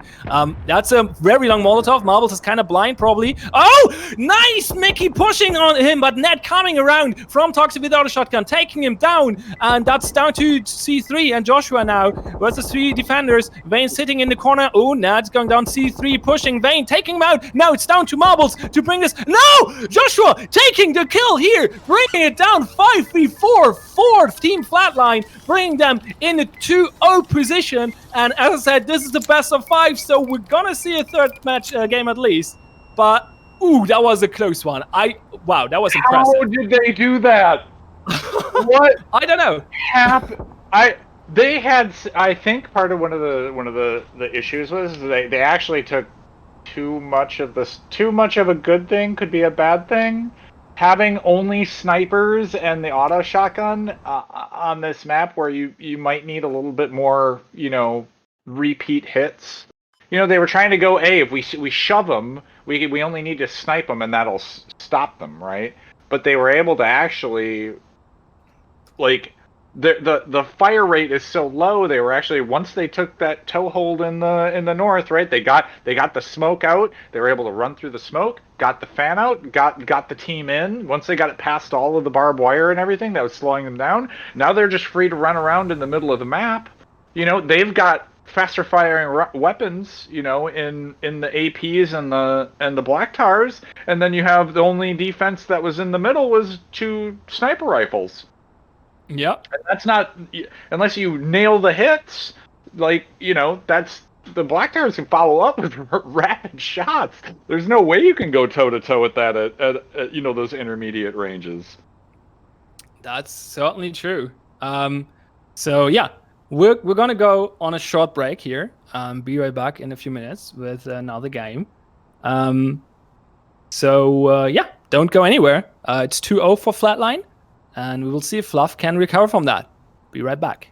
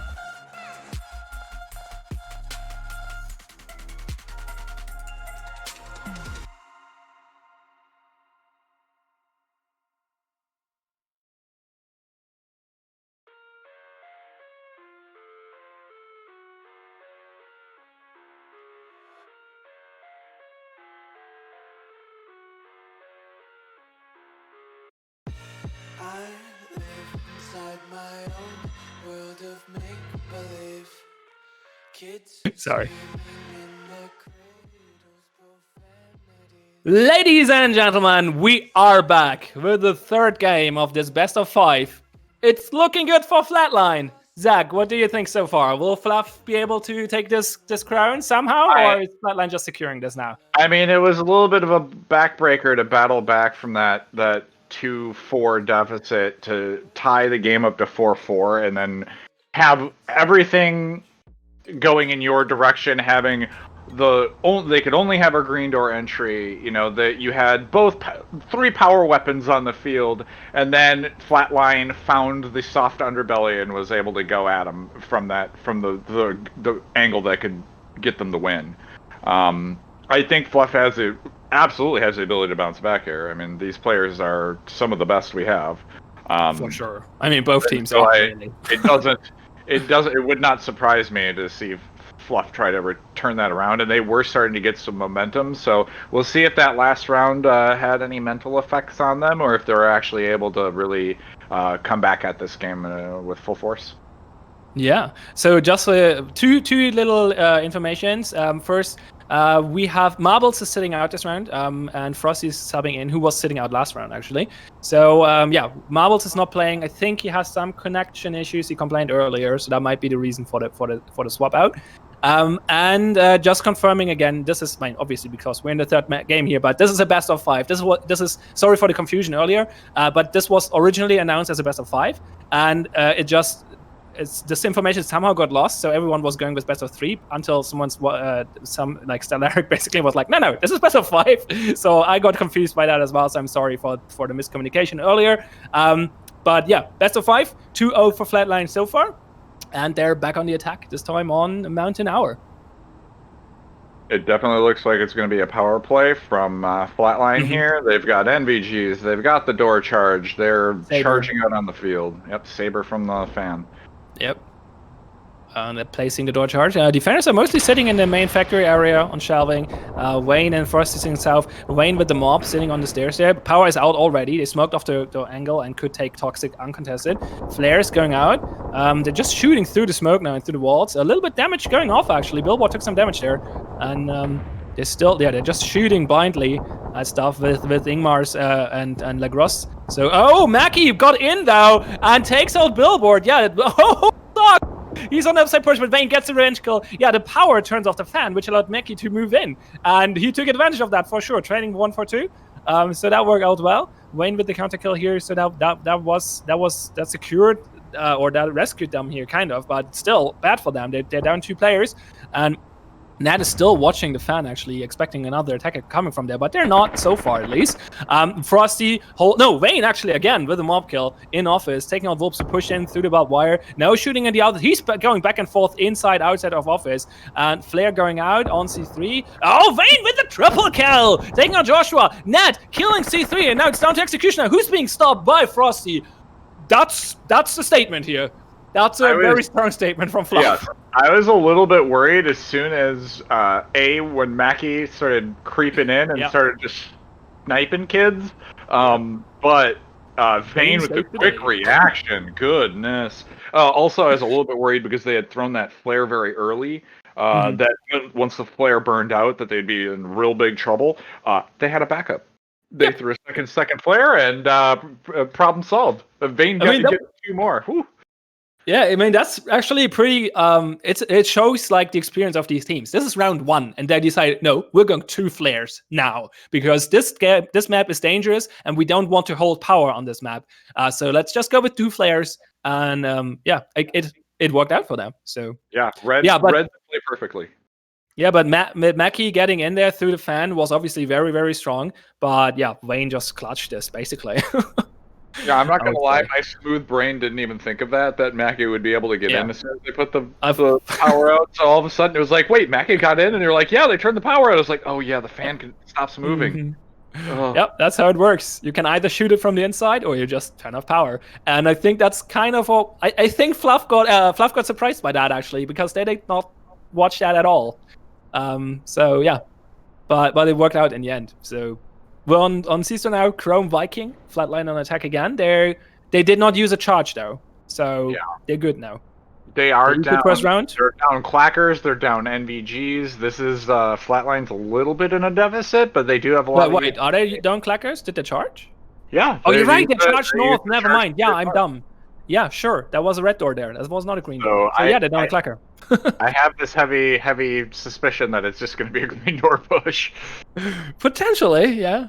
Playing it safe here. That's always the situation, right? If you lose clacker first round, it's always this should I clack the clack or not to clack situation, I like to call it. And seems like no, I think they decide for clacking. Yeah, I think they decided, hey, let's risk it for a biscuit here. I mean, it worked out in the last round of attacks for them in the second match, where they also decided to clack after losing the clack in the first round, and they managed to win the forced green push on the third round. So maybe they're not too concerned about it. We'll see. Yeah, exactly. I think they've got their game plan and they're sticking to it. Yep, they're just. So they're kicking the Shad for distractions. Ned's trying to peek them. Actually, I think they wanted to go through the green door as well. But well, yeah, some shots going off, some damage on the attackers is being dealt, but not too much. Billboard's kind of cut off in office now. Oh, but Vayne coming to the rescue, taking execution. Billboard sitting there with the auto shotgun. Wolves coming in, takes the kill. I think Billboard was flashed. And ooh, C3 with the kill through 2 doors on Vayne. Ned stopping Joshua, and now Mackie rushing into storefront. But there's Zox and Ned both waiting for him. But he gets back up. Zox coming around to Shells, taking out Wolves. But Mickey trying to find him. Ned coming in and out of Tether. And double kill for C3. Actually, triple kill, taking out Ned and Zox. Now Frosty coming from north, but Mackie stops him. Dang. Well, that was a strong round. Billboard was super flashed, I think. Yep. He was stuck, I think, looking at the floor even. Yeah. That was interesting, though, because I was, Bill was in a bad spot, but Vayne actually just swung around, came through the door, killed Executioner, but then the flashbang was too much anyway. And that lost them the auto shotgun, which, well, put a stop to their game plan, basically. Got their clacker back, too. That would have been a little bit... Oh, that would have been bad, yeah. If they wouldn't have picked up the clacker, that would have been a big oversight. They're securing equipment here. And that puts them in a good spot for last round. They still have a wall charge and a door charge and a clacker. It's going to be daylight killers, so NVGs are not going to be useful anyway. Mackie just picked up, I think, a full auto shotgun. Like 1 mag. Oh yeah, I don't know if the extra mag was brought, but he's definitely probably not. He's definitely 1 mag is auto shotgun. 1 mag is all you need, really. So I don't think Billboard fired a shot. So that's 20 bullets, if I'm not mistaken. Or 21 even. Depends on if you load the extra one, I think. So 1-1. Yeah, I think as soon as Billboard went down there, that was kind of they had that hold again, toe hold. They took it. They pushed real hard. Had storefront. Frosty was trying to make his way around, but his other 2 teammates had already been dispatched by the time he made it around. Yeah, and we're on Kill House. Oops, I'm messing up, pressing the wrong buttons. There we go. Now I'm on Kill House as well. It's Fallen Packs. Okay, a lot of windows. A lot of windows. Ooh. There's windows. There's pillbox. it is wallbang central. I mean, man, this thing is gonna be. It's gonna be a messy fight. Yeah. For sure. Yeah, this pillbox is very, very central to the whole map. Having windows in basically every room except reception. Well, I guess, and backstage. Backstage is kind of safe as well. But yeah, taking pillbox is going to be important. There are 2 doors from club and from kitchen. Seems like Flatline wants to go through kitchen. Actually, they have 2 charges, right? They could also go from court if they want to, or use a wall charge or something. Yeah, they've got... I believe they still have a... They should still have a wall charge, I believe. At the minimum, they have the wall charge, yes. Yeah. I think they've already used the... Oh, no, yeah, they only have 1 charge. Never mind, yeah. You're right. You're absolutely right. I'm missing stuff. I'm mixing stuff up. So yeah, they have 1 door charge. Well, no, actually, they have a wall charge, I think, left. Yeah, but only 1 charge. And they're going to use it to go through the kitchen door. So, yeah. Seems like there are lots of lines in club. I think they're just scared of club, maybe. I'm not sure what those lines mean. But it seems like they want to split push through reception as well, I believe. The defenders are kind of set up. Vayne is waiting with the mob in reception. Sox is sitting in kitchen, waiting for... Oh, counter-clacking! Getting the kill on Executioner! Wow! Well played. Well played with the clacker here. Clacker kill in the finals. I this now. Mackie rushing in with auto shotgun though. Pushing them. Doing lots of damage. Flash going out. Molotov in pillbox. Mackie rushing through the Molotov. Being actually killed by C3. Oh no! Well, he got stocks. So pillbox is kind of cleared out now. They can actually take killbox now, which is putting them in a strong position. Second molly. Oh yeah, another molly. Okay. Yeah. It's still, the defenders cannot get back into pillbox easily, at least. Vayne is sitting on the window with the mob, so that's interesting. Walt pushing out, clearing out billboard in lockers, and now Frosty, gets the kill on Wolves, holding here office with net, and Vayne still waiting on the windows for someone to push into pillbox. There we go. Gets the kill on C3. Now rotating, actually going into pillbox himself, and it's down to Joshua, and that's another run for Fluff. 2-1. Okay, they saved that clacker for this round. Good and perfect play. They called the play. They're probably going to come in through kitchen, and they got the kill. He also moved there last second. I'm not sure if you noticed, but he was just getting there, and I was like, probably someone hurt them north, I assume, and he was like, okay, I think he was rotating. Yeah. And he collected at the exact perfect time. Yep. Yeah, I mean that basically. Well, I mean. Yeah, it's one attacker down. It's one attacker down. Yeah, you've slowed a lot of momentum, right? Like that. It not only does it put not only are they one person down, but it kind of puts the attackers a little bit on the back foot because you're like, oh shit, they just took out one of our guys, right? Like we haven't even gotten in the building and one of our mans is dead. It can take a little bit out of you, right? For sure. It's just reducing your push, your stopping power as well. Like it's just you have only all of a sudden you only have 4 people pushing in, facing 5 defenders, and yeah, obviously that's not what you want. And now Fluff is on the attack, so we'll see what they do. Flatline decided for a strong power play here, last set. So see if Fluffline. That would be an interesting team name. If Fluff wants to do the same thing, or if they decide to go somewhere else. Yeah, taking power, as we saw, is just super strong on this map because it allows you to get through fan as well, which gives access to another perch here. So I would say that you are highlighted, though. The defenders have an opportunity that if you do take the lights and toxic, you are very visible. So it's better. It's better to commit. I like this plan. They're going to do a 3-2 split. They're kind of sacrificing the 2 to grab toxic for the 3 to be able to push storage, right? And what they're trying to do is like allow the people in storage to be cloaked in darkness, right? Yeah, for sure. If you're pushing through toxic, you have the goo behind you. The defenders will see your silhouette, so that's certainly a risk. But they also have a line on fan, and I think they just removed the drawings on storage. So I think they just swapped plans. And I'm gonna go toxic fan. We'll see if that works out for them. They have to take power for that to work, obviously. So fan can be stopped. And I mean, Mackie and C3 are watching. Yep, they know that doesn't stop, and they're watching it. So that's a Lagos and mob watching that fan. It's gonna be hard to take. Actually, all attackers are moving north now, so nobody is on fan. Interesting. They might still rotate there, but for now they're going toxic. Yeah, Billboard is rotating back, so he's going fan. And it seems like Nat and Frosty might go storage, actually. Nobody pushed into toxic yet, though. They're holding angles. Sven is trying to find someone through the door. Snow rotating as well. Okay, he's throwing the smoke through the window.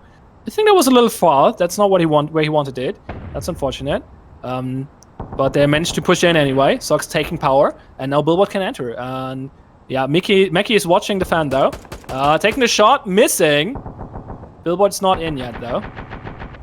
Joshua in office. Oh, Vayne taking a long-range kill with the saber here through the factory, taking out C3 who was sitting on the conveyors.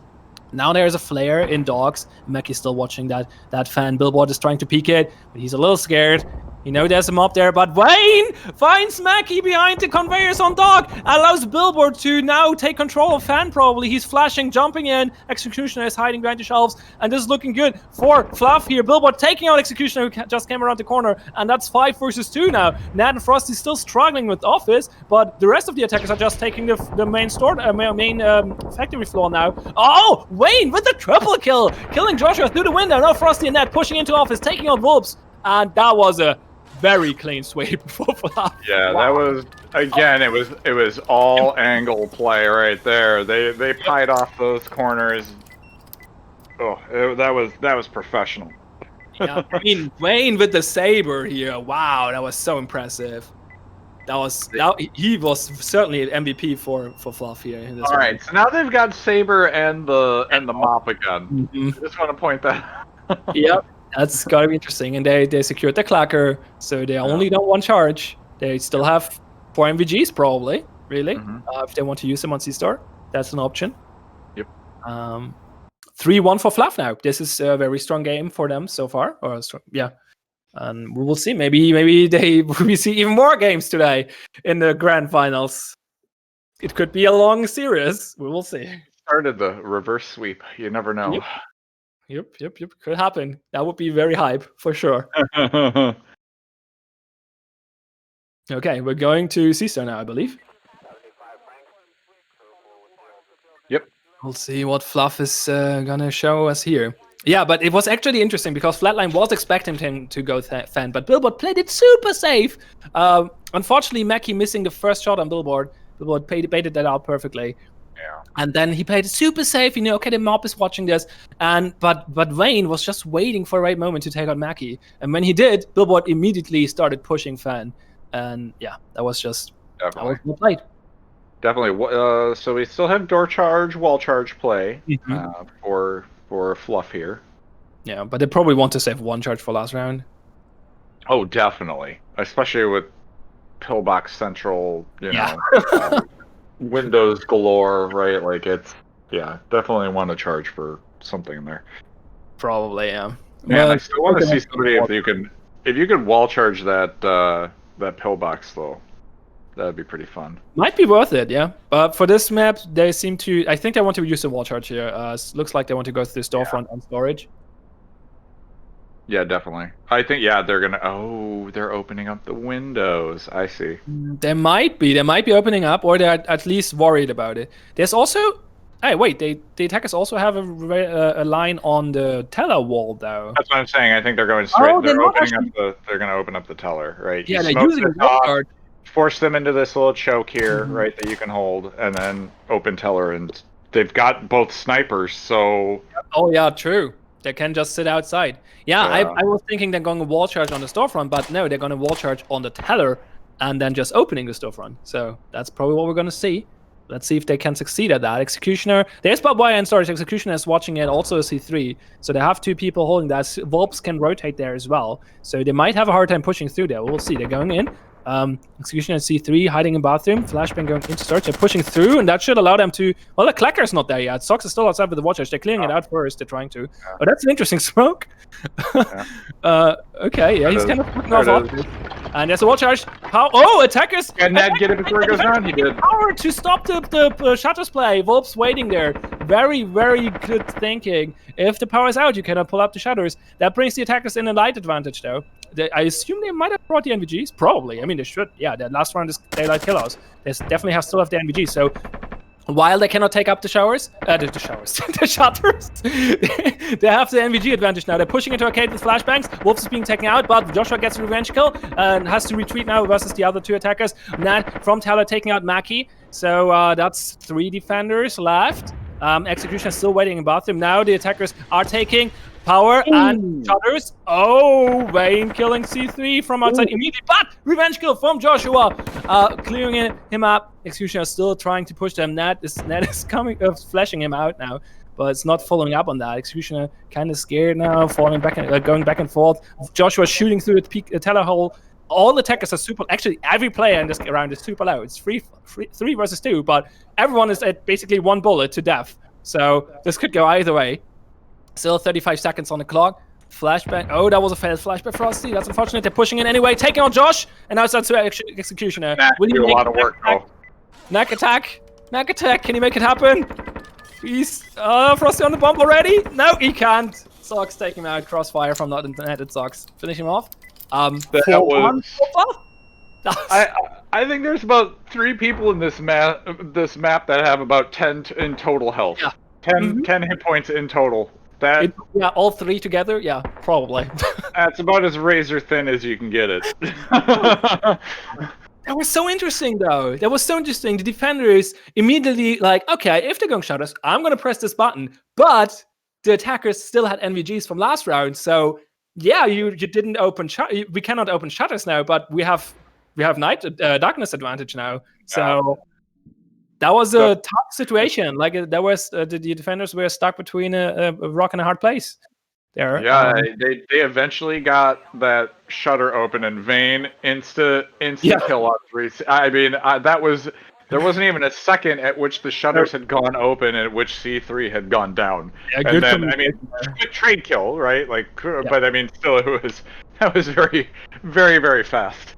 Yeah, for sure. Like, I assume that they were communicating there very well. So I'm gonna press now, and he was like immediately looking for a target. Yeah. Probably called it out as well. Like you can see where people are from the teller without being shot. So I assume he called him out, and he roughly knew where he was and where he had to aim.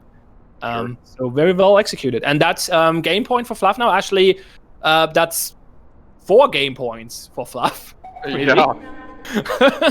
So yeah, they've been on the bubble a lot. So let's see if they get if they get their first win in this comeback. Yeah, well, we'll find out. I mean, they still have 1 round on attack.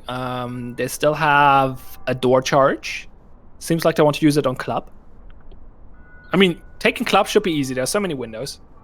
Yeah, this Fallen Phoenix map there's just so many angles you have to take into account. Not only from pillbox, but from club. I mean, there's a lot from these bar angles, from stage angles.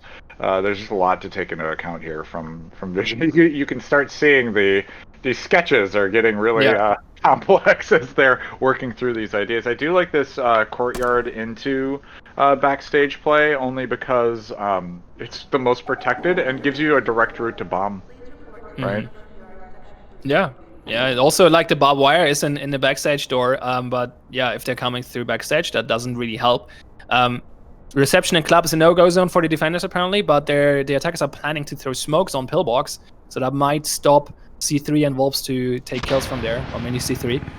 Joshua immediately shooting the courtyard door, not finding anyone though, and then falling back because there are too many windows. And if they flash him out there, he's dead. So they flash the room, 2 flashes out. Oh, Frost immediately getting the kill on C3 and pillbox here. And now they have control of a club, and that gives them control of a pillbox. They smoke it off for now. Executioner waiting in office with the auto shotgun. Frost kicking the door. Joshua shooting through the walls, and now they're in pillbox, and this is a bad time for Executioner. Joshua's going down, but actually Executioner getting the kill here, but Frosty pushing in, take him out, and that's 3 dead defenders in office. And that's actually 4 dead defenders because in total, because C3 was killed earlier, and that's Wolves down, and that's game. Game for Fluff, 5-1. That's 2-1 overall. We're gonna go to match 4, game 4. Yeah, a little bit of a momentum shift there for Fluff, which is good to see. Things are starting to it looks like it's clicking with them, which is good.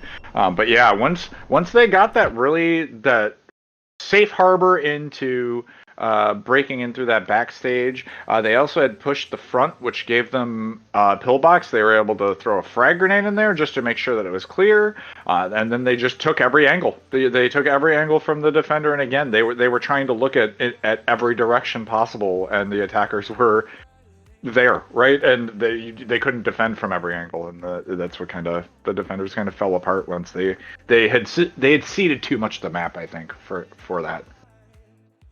Yeah. Oh, this is so exciting though. Flatline with such a strong start, winning the first 2 games, and now Fluff with the super strong 3rd game, taking it 5-1. That was very, very impressive. We saw great plays.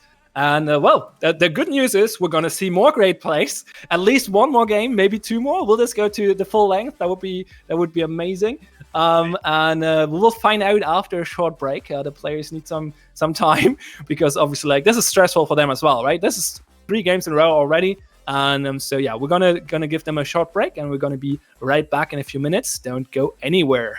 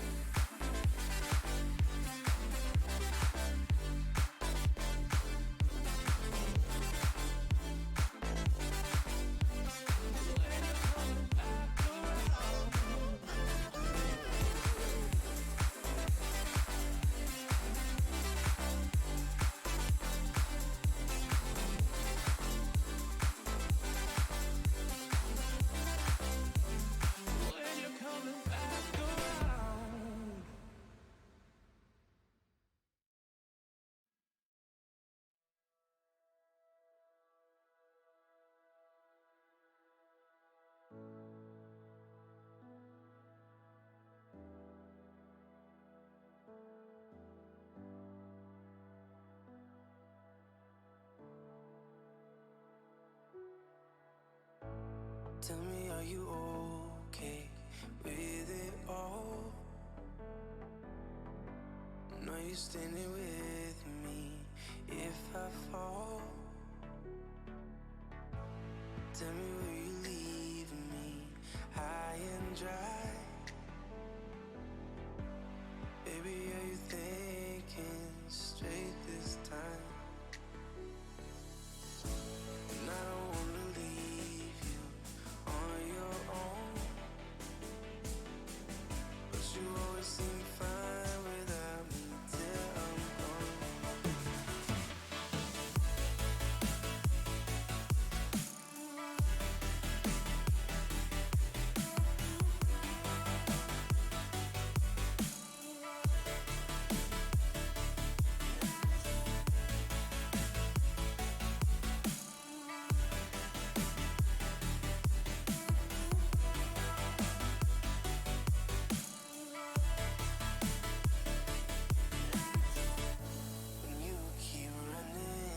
Chasing after my heart, and I can't ever tell it apart from the real thing. If you let me go, let me go. And I can't tell love if you're with me now and you leave. But I'm settling down, you want me. When I finally let go, let me go.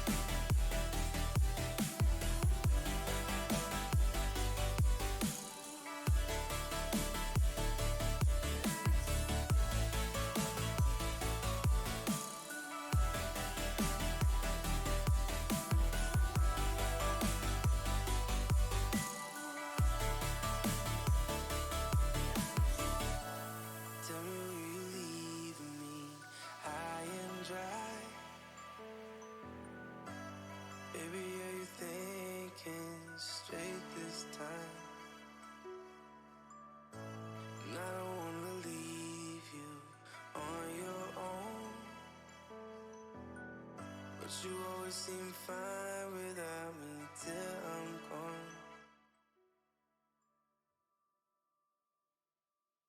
And we are back with game 4 of this grand finals. Very exciting so far. I'm TH Pine. I'm here with Zach. Please give us a short summary for people who just tuned in. I mean, we watched Flatline knock out to a quick 2-0 lead over Fluff. They battled back in the second game to tie to bring it to a 4-4, but lost the match point. In the third game, Fluff absolutely dominated Flatline. It looks like they're finally getting their footing, and we are starting to see the beginnings of a reverse sweep. For sure. That would be very, very interesting to see if Fluff takes this game as well and we go full length. That would be pretty crazy. We will find out eventually. The game was supposed to start a few seconds ago, but it got delayed for technical difficulty. So we have a few more seconds to talk about. I think Marbles is still not back in, so Frosty's still playing, yeah.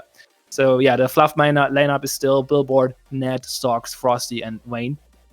Versus the Mackie, Volps, Joshua, C3, and Execution, which is the main lineup for Flatline. And the match has started, so let's get in.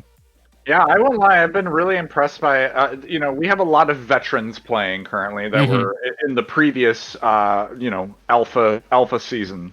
But now that we've kind of like rolled over, we've picked up a couple of these new players, and they are showing that they are just as good, if not, on par with some of these players that have been around for, quite some time. So it is awesome to see that they are picking up some really good, talented players. Really good talent, yeah. Yeah.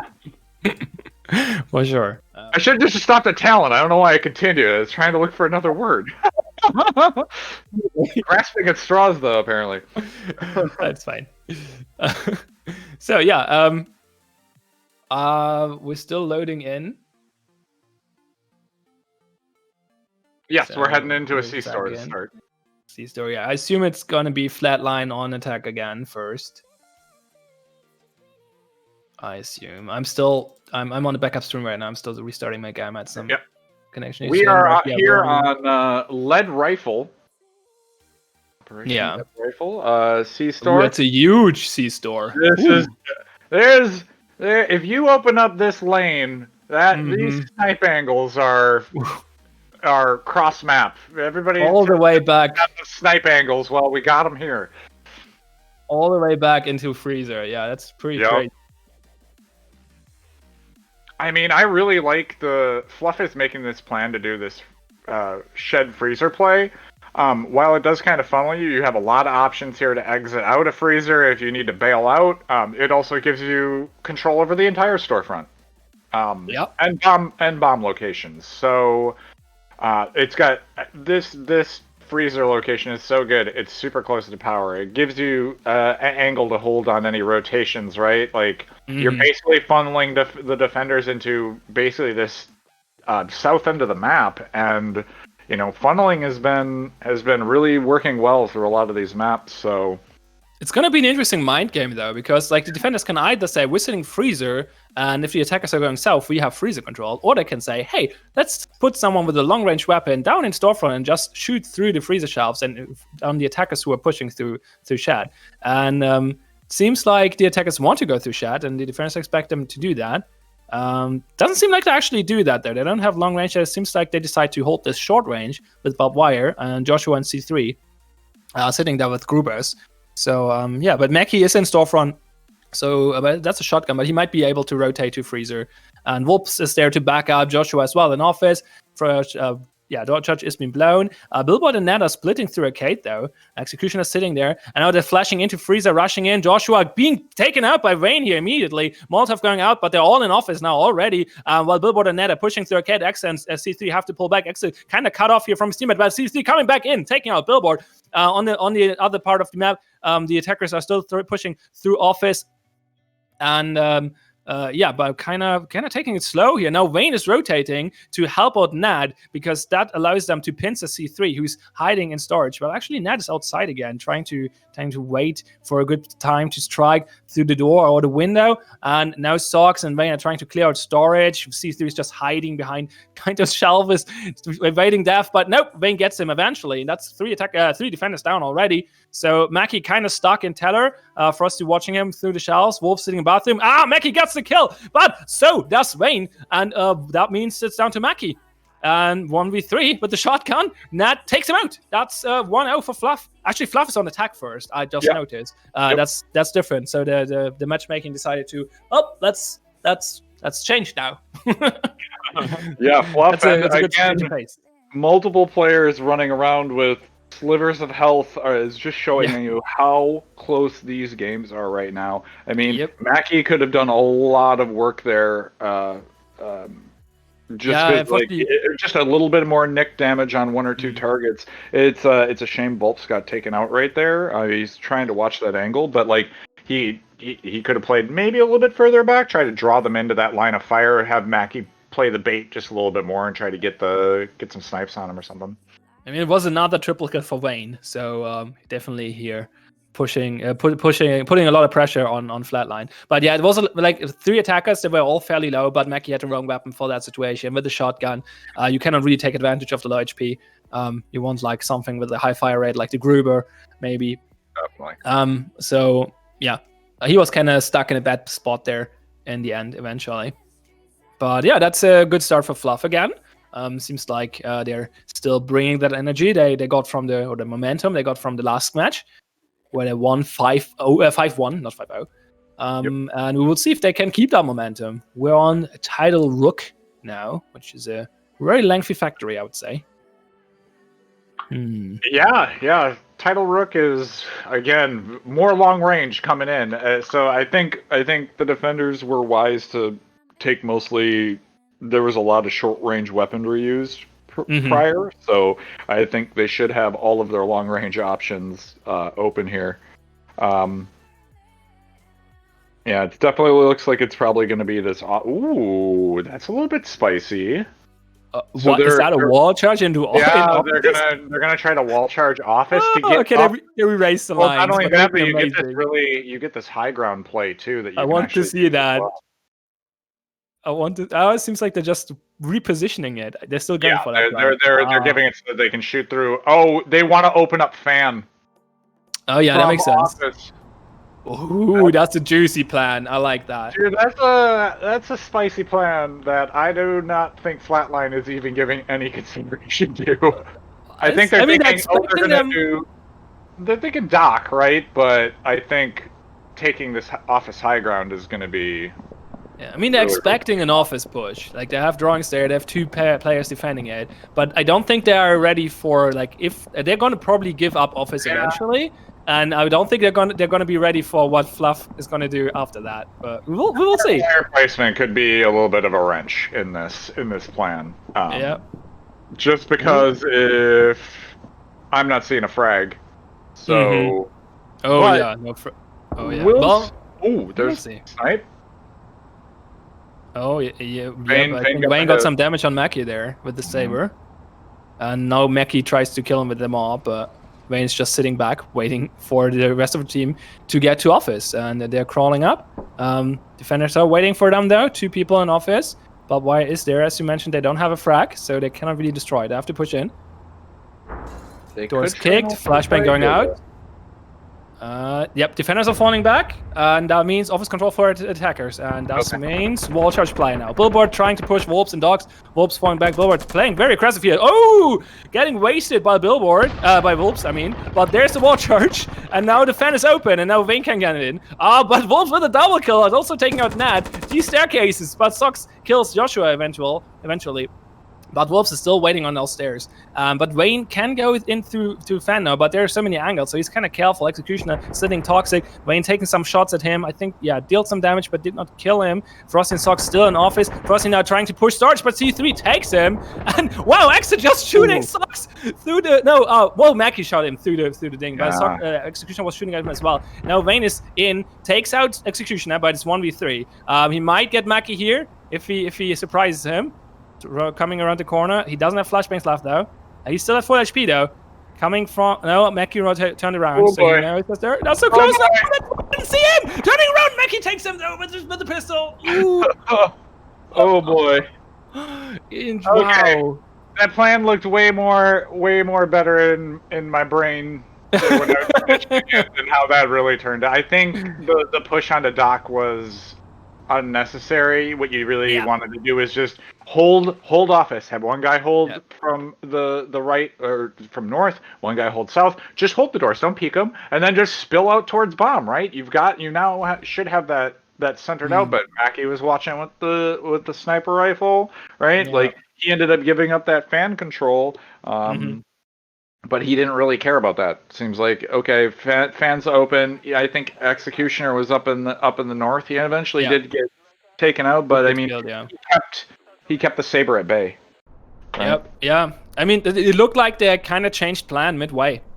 They blew up the thing, opened the fan, but then pushed dock and storage instead of just going through the thing. I mean, maybe that was their plan, but for me, it looked like they wanted to breach that open, shoot fan, and then go on the purge and jump down to bomb. But maybe that was never their plan. I'm not sure. But it looked to me that was the logical choice for me. But maybe it seems like they had made different decisions there. And I mean, it could have worked, but it didn't. Billboard's aggressive play there did not pay off. And well, not only Billboard, but tied up in the 1-to-1. So let's moving on to Ghost Rush. Love the name of this map. So it looks like we're going to go with a 3-2 split here. They're going to go and they're going to go for... I mean, we are in last round, so let's use the explosives, right? So For sure. I mean, they still have one, so they're going to use that, which should give them pretty good control over the southern part of the map. Yeah, this club entry feels a little bit dangerous to me, just because you definitely have this protective sandbag wall for the defenders, and they have a quick, you could stab somebody, get some shots out and fall back, especially from that. So that's a little bit of a scary area if they load the box in club, right? I mean, they're aware of it though. They have an F there. I assume that's for flashbang and not fire extinguisher. So they're going to flash the stage and smoke the bar because that's the two dangerous spots. And yeah, Executioner is sitting on stage. Mackie is sitting behind stage with the Saber. Did they also bring the mob? No. I guess he swapped the mob for the Saber, I guess. Yeah. Yep. So they're setting up for that club push. C3 is sitting in garage waiting for them. Actually rotating now. Interesting. Wolves and Joshua expecting a lockers push, but no. The smoke goes into club, and that should be an indicator for them that they're coming there. Doors busted open, and the defenders are immediately starting to rotate. Double molly though, yeah. I have to wait now because they're not going to get through there. Executioner actually trying to find an angle, kind of hiding in smoke. Nat and Frosty pushing into garage uncontested because C3 fell back into kitchen. It's now holding that door, which might work out. I mean, there's barbed wire there. There's also barbed wire in the garage club door. That's not going to be much. I mean, I guess C3 and Angle if they want to go there, but the other ones will be more valuable. Frosty and Nat cannot really do much. They have a Fragonite, but they decide to not use it yet. I guess they might just go hallway. Yeah, it looks like that's what they do. Sox and Billboard managed to get on stage. Executioner is sitting in office waiting for him. Wolves is spraying the wall in hallway, but does not find a kill. And now they're spraying Executioner in office. Oh, Wolves coming around there. No, actually, Joshua. What? Oh, through the door. Yeah, Frosty tried to get in there. Joshua taking the kill on Frosty. Now the Molotov going out. Oh, long range trades here. Sox killing Mackie, Executioner killing Sox, and that's a frag kill from Billboard on Executioner. So it's down to 3-3. Everyone at full HP actually. Very interesting situation. Nat is throwing another frag grenade. That was 2 frag grenades. Still has 2 frags. And now they're pushing on Joshua. Wolves will be able to help though, but Joshua is going down, and Wolves cannot find anyone here trying to warming him. Now, it's down to C3, and all the attackers are in the bomb room. So this is clutch time now. C3 takes one, but bomb's on 6% already. Shooting and bomb. They stop defusing now. Continue defusing 70%, 80%, 90%. C3 is pushing them, but Billboard takes the kill. Triple kill for Billboard, securing the round. 2-1. 2-1 for Fluff. Ooh, that was very, very interesting though. The very slow push from Fluff, like taking it very, very methodically from garage and club, and then joining in from hallway, basically. No, definitely. I'm surprised that the defenders didn't try to rotate back. I mean, I know that running through garage would be tough. Yeah. But you know that they've now pushed in. They've secured most of bomb. There's 3 of you stuck on one side of the map, and you have no way to get there except through one door. Right, yeah. And you can wallbang the bomb, sure, but I mean, like, it was allowing the attackers to really just concentrate fire on one location, and it really tore up the defenders because they didn't have a lot of other ways to go through there once bomb control got lost. I forget, there's a previous set of games where it's like, yeah, once you lose the bomb room or the control. Yeah. The defenders you don't have flashbangs. You don't have any way to push back into the table. Just turn at that point. Yeah, it's at that point you're hoping to get angle picks, and at that point you do have to try to rotate. Yeah, I mean, it's just like the situations are swapped the moment the attackers get on the bomb location and secure it, because now the defenders have to attack all of a sudden. And as you mentioned, they have less HP, they don't have flashbangs. It's rough. But yeah, what helped? One thing that helped Fluff quite a bit was that they had 2 frag grenades still, because they didn't use them in the first 2 rounds. That allowed them to get a frag grenade kill actually and clear out some barbed wire. So I mean, I think the second frag did not do too much actually, but still having I found it really interesting that they did not use the frag grenade in garage to push C3 in kitchen, I believe. Yeah, they decided, no, we don't want to go there, so let's not use that frag grenade on the barbed wire. Let's just go hallway and throw the frag into the bomb room. That might be more effective, and it was. Definitely. Yeah, so we're finding the defense for Fluff is going to be to, like, basically they're thinking it's going to be arcade, but they're also they're thinking the power play from office. It does look like Flatline wants to do the same thing through shed, get that freezer control, get the storage control, try to go for that power. I didn't see if they ended up taking any of their NBGs, which I don't think they did. So I don't think they're going to push for power. They might try to take control of the room, but... Yeah, Fluff is definitely expecting a power push. They have barbed wire here, auto shotgun. Execution is shooting the door, but it's not pushing in, and that means Ned cannot really take advantage of that. That Molly, though! That Molly taking out... Wow, that's 3 attackers down already. Woo! That was strong. Socks eventually being... Oh, Mackie actually taking out Billboard as well, so Socks and Billboard eventually being taken out, but that's still 3 attackers down, and the other 2 are both badly hurt. Well, that's another one down, because Wayne kills Execution through the shelves. Long-range kill, now it's down to Mackie, who has a shotgun. I mean, he's still at full HP, has a shotgun, attack a shotgun, not picking up a clacker. I mean, he might just go for save, to be honest. If you're picking up the clacker, yeah, probably he might just save this. We'll see. This is going to be rough. The defenders all at full HP as well, almost. I wonder if he'll trade out a gun and try to go. I mean, like, no, there's still 3 defenders, and they're still at full health, and there's still... I mean, the shot... If you want to clutch this, if he wants to clutch this, he's going to stick to the shotgun, right? Because the shotgun is the one he can one-shot them with. That's totally doable. He still has a minute to time. He doesn't have any flashbangs, so that's a problem. But he can potentially do this. We will see if he takes the gamble. Ooh! Nope! Well, he can't, because Wayne was aware and takes another 3k. Yeah. Bringing Fluff to 3-1. Vayne's snipes have been on point all day. Vayne's Look at the clacker again. Oh, gal. Flatline, it's. I mean, Fluff is. I think Fluff again. Finally, like they got punched in those first 2 rounds, and they're recovering now, right? They got hit real hard. They got rocked a little bit. You know, they were trying to figure out what they were supposed to do, or you know, like try to figure out their better plays. And Flatline was shutting down everything that they were doing. And finally, now they're figuring out. Oh, okay, we can. You know, if we do this or this, right? They're taking better angles, or you know, having better rotations, right? So I think it's been fun to watch Flatline really really pushing there, Yeah. this Fluff versus Flatline, like It's Fluff really is definitely, confusing having the trying to same figure it out. starting letters. Fluff line here is proving to be a Flatline. great lane. I find it really impressive. As I said earlier, like this is all like this is such a high pressure situation. You're down 2 games, right? You're down 2 games in the finals. So if you lose one more game, you're out. And Fluff so far is like, no, we're not giving up. We're doing the opposite. We're focusing really hard. We're trying to swing this back. And so far it's looking good. They won 1 game, so it's 2-1, and this game is looking good for them so far as well. 3-1. They now have a clacker, still have the auto shotgun. Stole, I assume, a few. Well, there was not too much other things to steal. The attackers didn't bring NVGs. So yeah, but we will see. Maybe they can take this round as well, or Flatline swings it back in their favor. We'll find out. I do feel like this is a much stronger power play map, like we were talking about earlier, when you still have Toxic here off of this red door, but it's not super near the power.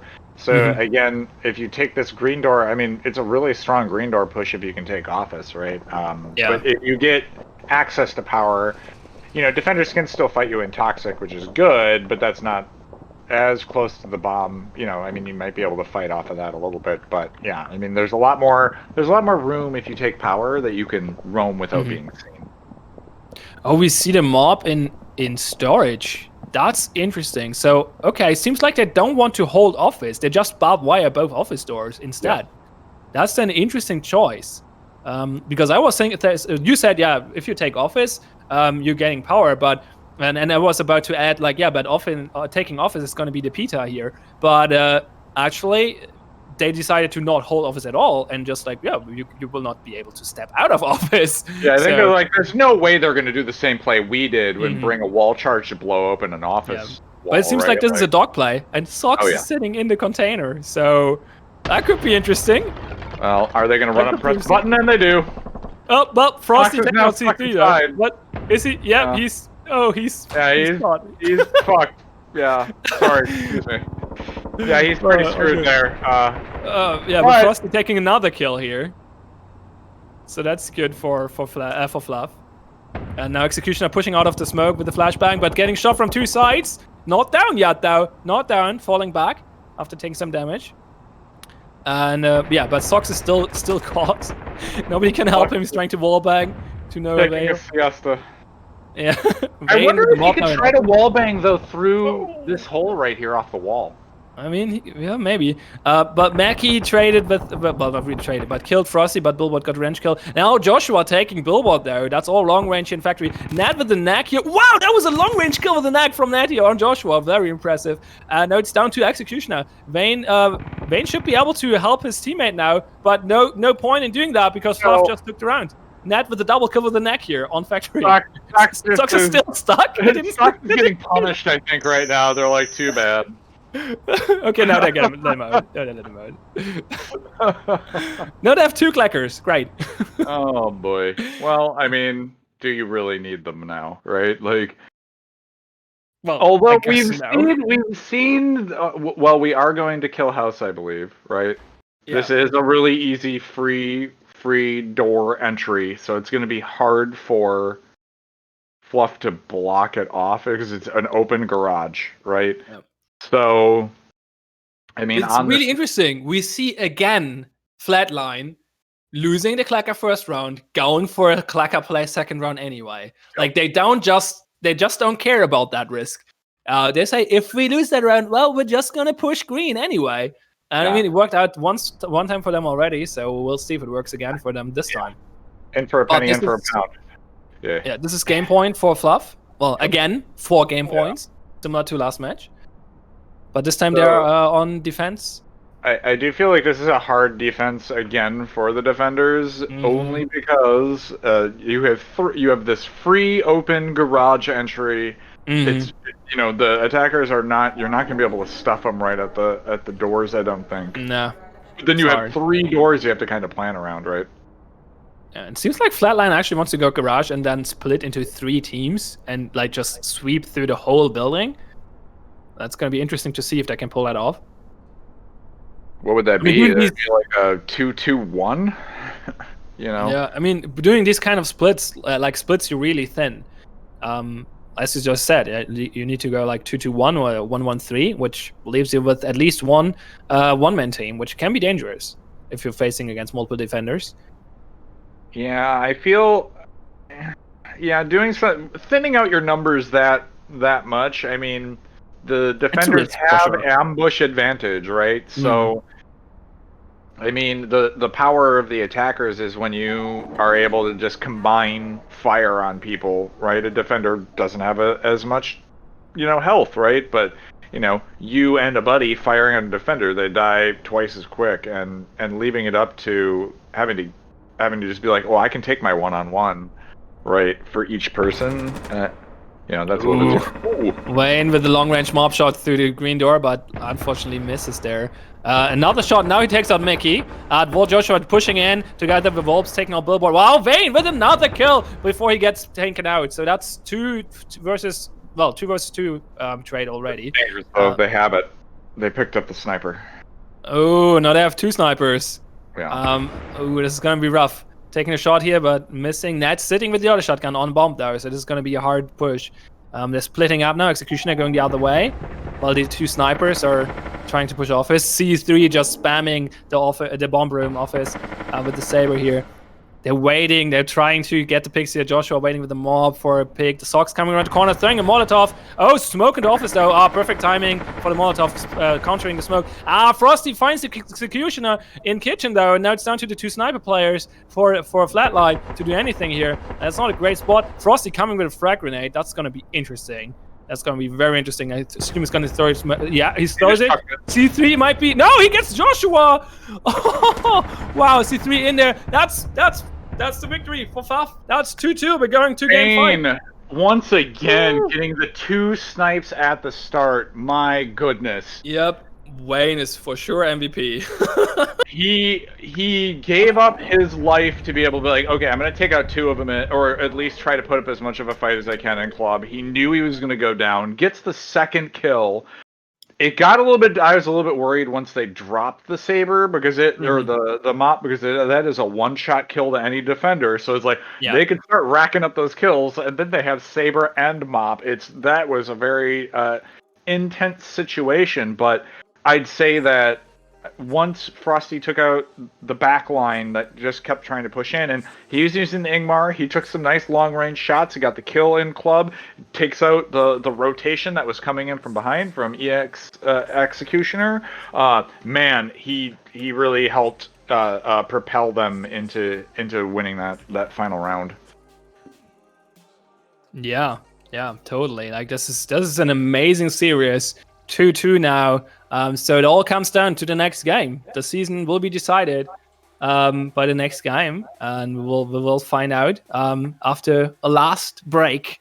Go to the bathroom, grab some snacks, grab some drinks, and we are back in a few minutes when we're in the freaking final game of this grand final of the first official season of the Due Process League. Flatline versus Fluff, 2-2. This is gonna be very, very exciting. I cannot wait. It was all over when they fell down 2-0, and here we are in the final match. Absolutely. So, yeah, we'll be back in a few minutes.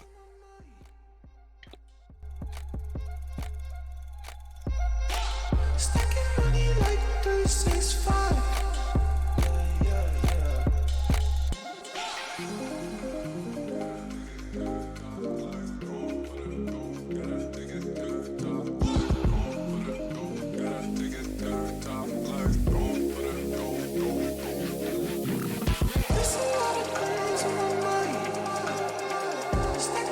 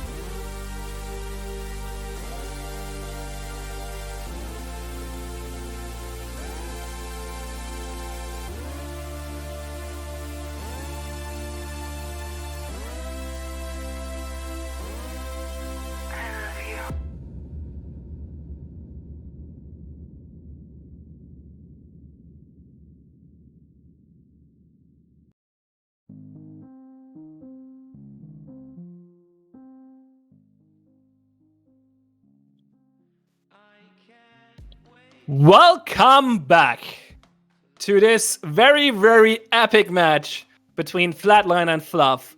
We're on Game 5 of this best of 5 of the grand finals of the Due Process League Season 1. Well, obviously it's 2-2 because we're in Game 5. And yeah, we're just gonna jump into Game 5. So I'm saying Game 5 way too much. I'm Churchpine. I'm still here with Zach. So hi. Howdy. Yeah, we're here. We've made it. We've gone through all of the rounds now, and both teams have proven that there's a reason why they're here. Yeah. I mean, neither team could be really disappointed in their play so far because they've both been making plans and shooting mans out of their mind. So it's been pretty impressive to watch these two teams clash against each other because you've watched Flatline taking out that very early 2-0 lead in terms of games, for Fluff to battle all the way back. I think they finally found their footing in the match. I'm interested to see how it turns out. Both of these teams are playing at such a high level. Multiple games finishing at slivers of life for multiple members, and it's been pretty awesome to watch. Yeah, absolutely. I agree. This is an amazing match, and yeah, I would say, like, from a mindset perspective, Fluff is in a stronger position right now. They have the momentum. They won the last two matches pretty good, pretty high actually, both 5-1. So they're in a good spot right now to just continue this trend. Flatline is on attack first again, so we'll see how that goes. Flatline now, well, they're in a position to, like, okay, we lost the last two matches, but we proved that we can win against them in the first two games. So we'll see if they what they do this time, like if they manage to win this one, or if Fluff just keeps the momentum going and finish this series. We're on Flintlock Retribution, a map we did not see yet today. It's in a funny shaped C-store. Yeah, you have this central storefront, and then everything is kind of built around that center room, which, I mean, it makes it very... you have this storefront bunker basically watching over the bomb. So really, it's like it depends. I mean, honestly, my plan would be just go straight storage while charging. That's always fun. Yeah. Let's make a direct line of sight, right? Don't mess with these side rooms because there's just so much you're gonna have to crawl through. But but Flatline decides to eco. They bring two shotguns, and they just eco.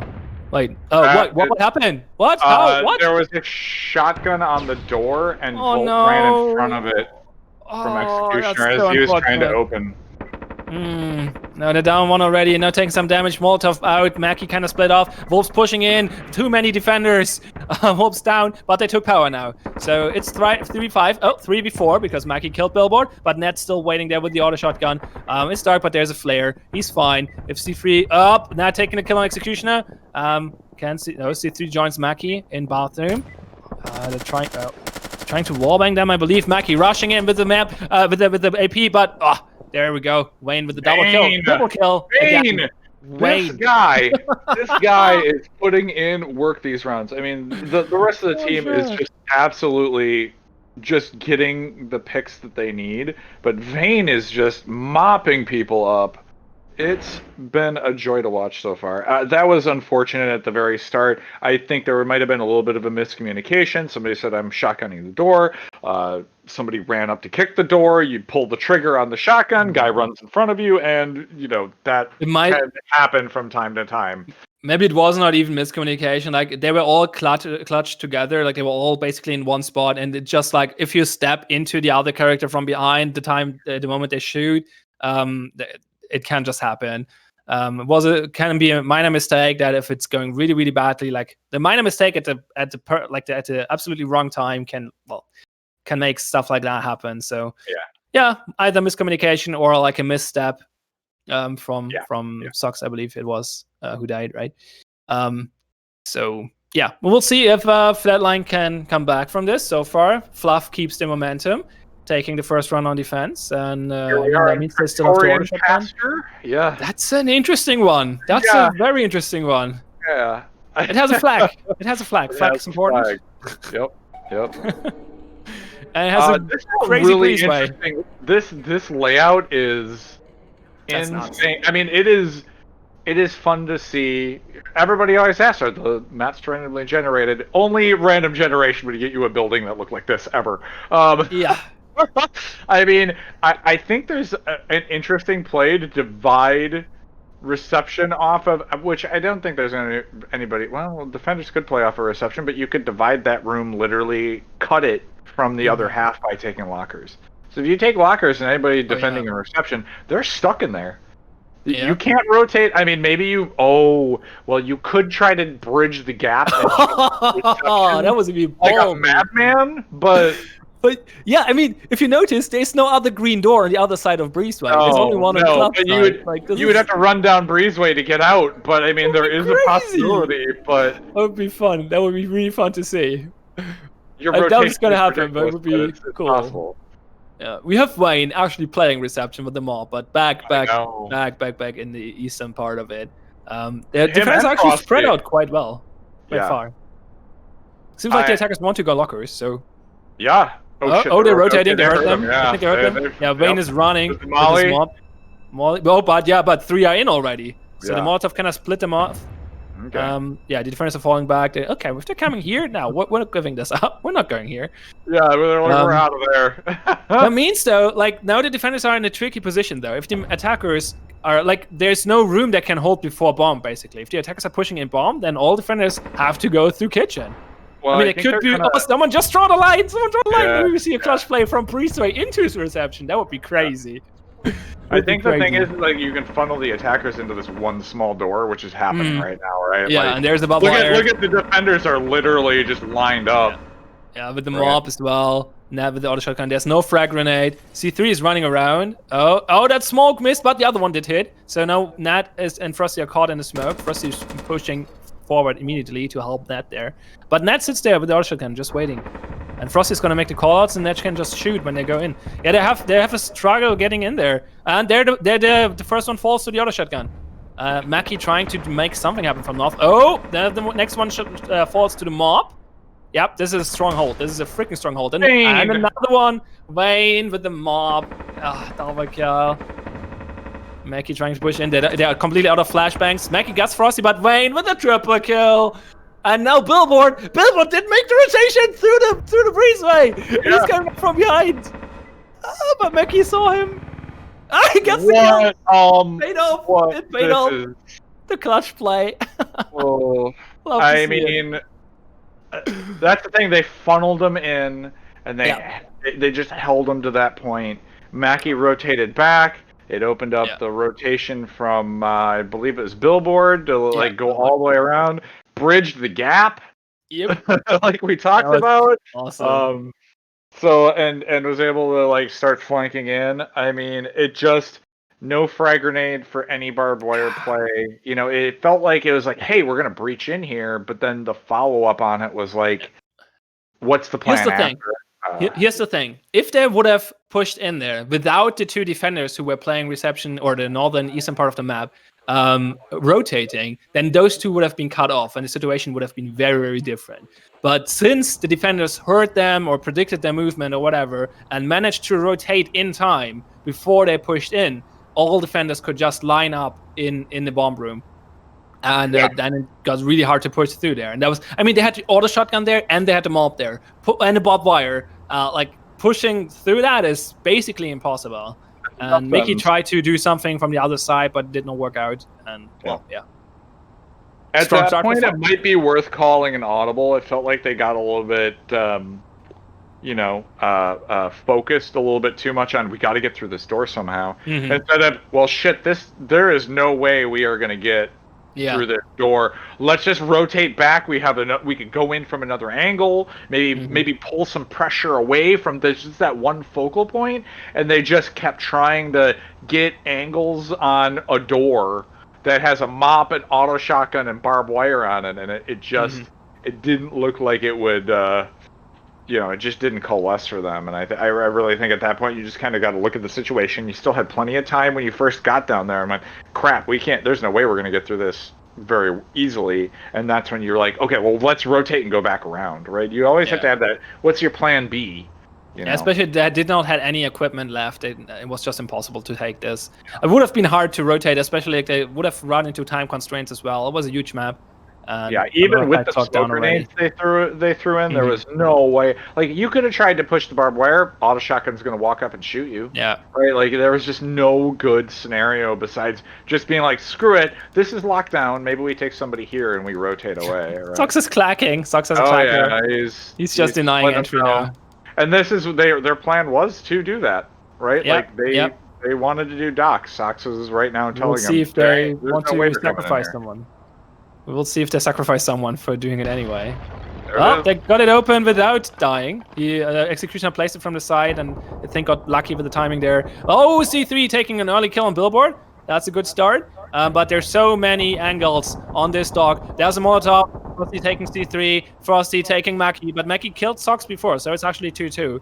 Great so far. Yeah. Yeah. It's a try, but they have so many angles on that, and but yeah, we have Volps rotating around. Wait, is that a double charge play? Yes, it is. I guess it is. They still had another charge left, so yeah, Volps coming in through Toxic now, and that's going to be interesting. Vayne is actually rotating. Frosty with another no! Wow, triple for Frosty, taking Execution and Joshua, and now it's down to Volps. That's a little unfortunate. Volps was about to get into storage. Getting it back with 4K for Frosty, securing a 3-0. Yeah. Wow, this is such a strong start for Fluff. That's so strong. They only have to win 2 more games to win the series and be the grand champions. I feel like Volps is pushing in. The team got a little bit antsy, and they're like, we got to push now and try to take out some more people. And he was rotating, right? Like. Let your pressure from the backside get there, so that you might be able to get in off the dock, right? That was unfortunate. I felt like they still had a chance on that round to claw some kills back, right? Volps coming in from behind could have gotten some shots, but they ended up pushing in a little bit early, and then Volps is left basically all by himself trying to push a green door in barbed wire. Yeah. If Volps would have shown up there behind Frosty, the situation would have been a very different one, for sure. So, and now Flatline on defense has to make it count. Every round counts now. More games, and they can. They as I said earlier, they have the momentum, and so far it looks like they're keeping it. As we always say, or at least my kind of rule is that at the 3-0, this is the time at which you have to make you have to win this round. If it goes to 4-0, it is rough, hard to be able to come back from that. But if you can get it at a 1-3, you can still make a mistake and still be in the game, right? So this is a must-win round for Flatline on defense here. I agree. Coming back from a 4-0 is so hard. It's so hard. But yeah, so this is we just side swapped, so equipment is reset, and it seems like Fluff wants to go through the storefront. And yeah, that seems to be the plan. The defenders are not really planning on holding storefront itself. They're expecting a wall charge push through Teller, the one you mentioned earlier, Zach. And yeah, but it seems like they would just want to get crossfire angles into storefront. Actually, okay, one of them is sitting Teller, so that might work out for Mackie. But C3 and Joshua.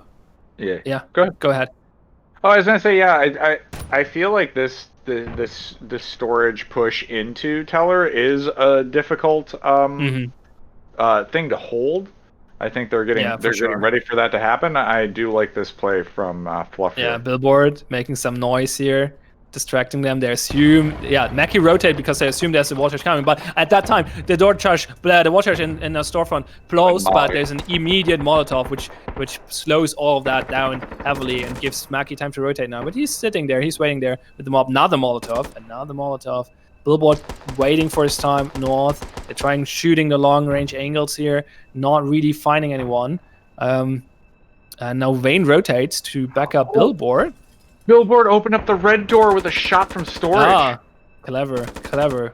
Yeah, now he can't secure bathroom, but nobody was in there anyway. So, but it was a good play. But yeah, they'll have to push to office now. And now Frosty's pushing into arcade from south, taking out Joshua and shooting Volps. They're getting a double kill. And Socks finish Mackie in the storefront. Executioner getting the revenge kill in arcade. But taking out Vayne as well. At the same time, C3 falls though, and now it's down to the Executioner to take out the last two attackers. He has a shotgun though, and one of Socks is very, very low, so he might be able to do that. But Socks is on a bomb. Billboard is waiting on the green door. Execution has to make a move. This is going to be tricky for him. Takes out Socks though! Takes Socks, and now it's a 1-1. Billboard with the attacker shotgun. Both have shotguns. Shotgun battle, both full HP. In the door, Billboard takes the kill! Securing the 4th round for Fluff. Giving them 5 freaking match points. Yeah. Oh man, Executioner almost made it happen. He thought the other guy was in bathroom or storage, not that he was in storefront with Socks.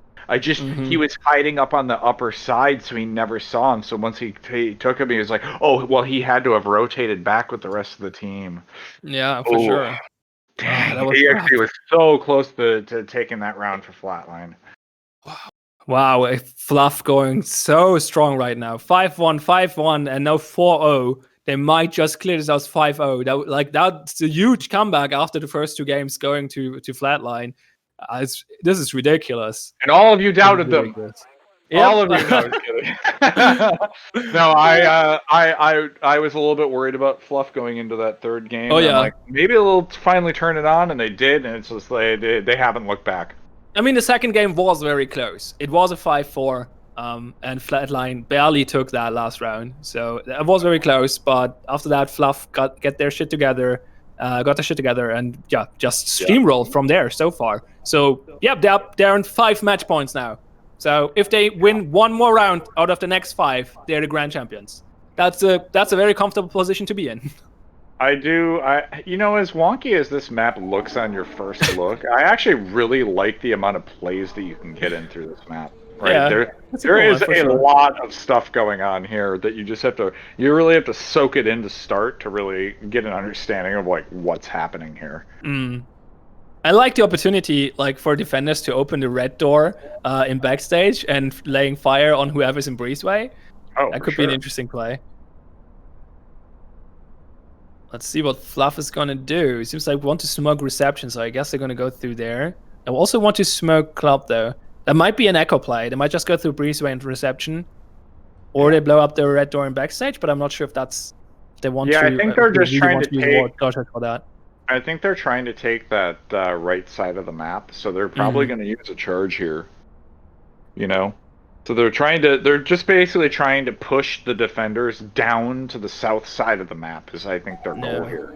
So they're probably going to break. It looks like an eco play. Seems like they're just going reception now, actually. We'll see. Yeah, but pushing down the defenders into kitchen did not work out for Flatline last set. So we'll see if it works out better for Fluff or if they do something else. Right. Joshua is sitting with the auto shotgun in training. Yeah, I think the difference is I think they're going to try to push it from both directions simultaneously. I mean, that helps for sure. Smoke and reception. Mackie is sitting with the mob and club, taking a shot here. misses, unfortunately. Gonna Seems get more like they're shots. splitting. Billboard and Frosty are setting up for Club, while the others are going through reception. And yeah, going through the smoke. Billboard pushing C3 here, but taking a lot of damage. C3 opened the door, I think. Oh no, he just shot through the door. I don't think it's open. And yeah, no, Frosty joined the others, so it's all Billboard is super low HP on the only one. He's just holding that door now, while the rest of the team is pushing on the eastern side of the map. Billboard takes C3 with a pistol here. Oh, switching from his shotgun, but Joshua taking a kill here with the auto shotgun. Now wall banging the rest of the team, dealing a lot of damage. Frag grenade going off, dealing some damage, but not finishing them off. It went wide and didn't get the barb. Yep, whoop, Josh with another kill, taking out Ned. Billboard joining his teammates now. And now they're in a similar situation as Flatline was on this map. They have to push the training into Kitchen now. They don't want to go all the way back. And they're at 50 seconds, which is still fairly comfortable, but... Defenders are letting them kind of... They're getting lax on the door, though. I mean, they give them training and just hold Kitchen now. Well, sure, but there's no barbed wire. Like, the barbed wire is the choke, right? Like, that's true, the barbed wire is in training. Billboard with basically no HP is pushing Club now, but Mackie is not expecting it. Now he's turning around and gets the shot. That was unfortunate time for Billboard. He almost caught Mackie off guard. Did not quite work out. And now it's down to the other two attackers to go through Kitchen. There's no barbed wire there. There's still a flashbang Molotov. And Josh with another kill. Triple kill for him. The Molotov. They still had a Molotov. That's why they decided to fall back, I think. Like, yeah, if they've pushed, we can delay them with the Molotov long enough. And now the defenders are just running away. Don't kill us. We want to secure our weapons. Don't kill us.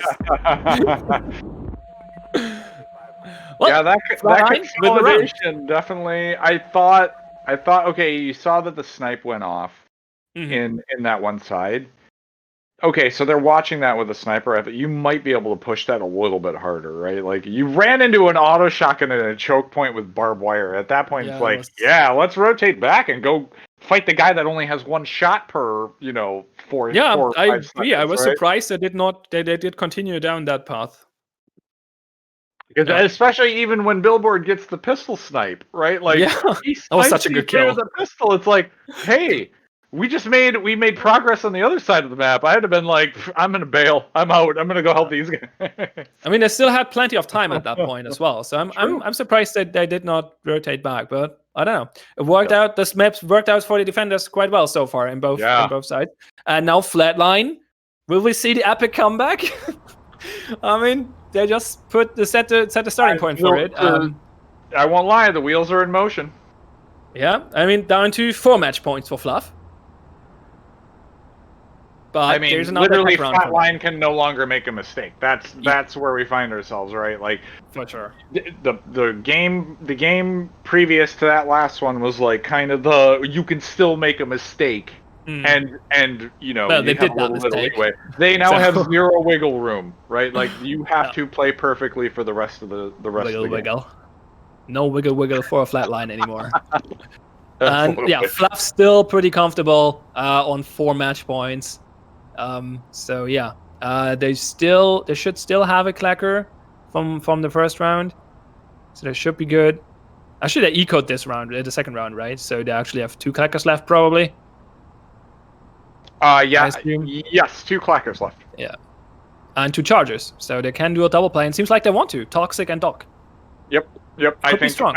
I think they really liked what Flatline did previously, because they were like, well, we're just going to play storage and dock and a little bit of conveyor, and that's all we really need to do. And I think this pressure that you can put in from office dock and toxic is again just a lot of angles for the defenders to watch. It means they have to spread out and be a little bit thinner. They can't consolidate all of their firepower on 1 or 2 doors, right? That's what makes the defenders really good, is when you can team up and fire a lot at a handful of attackers, right?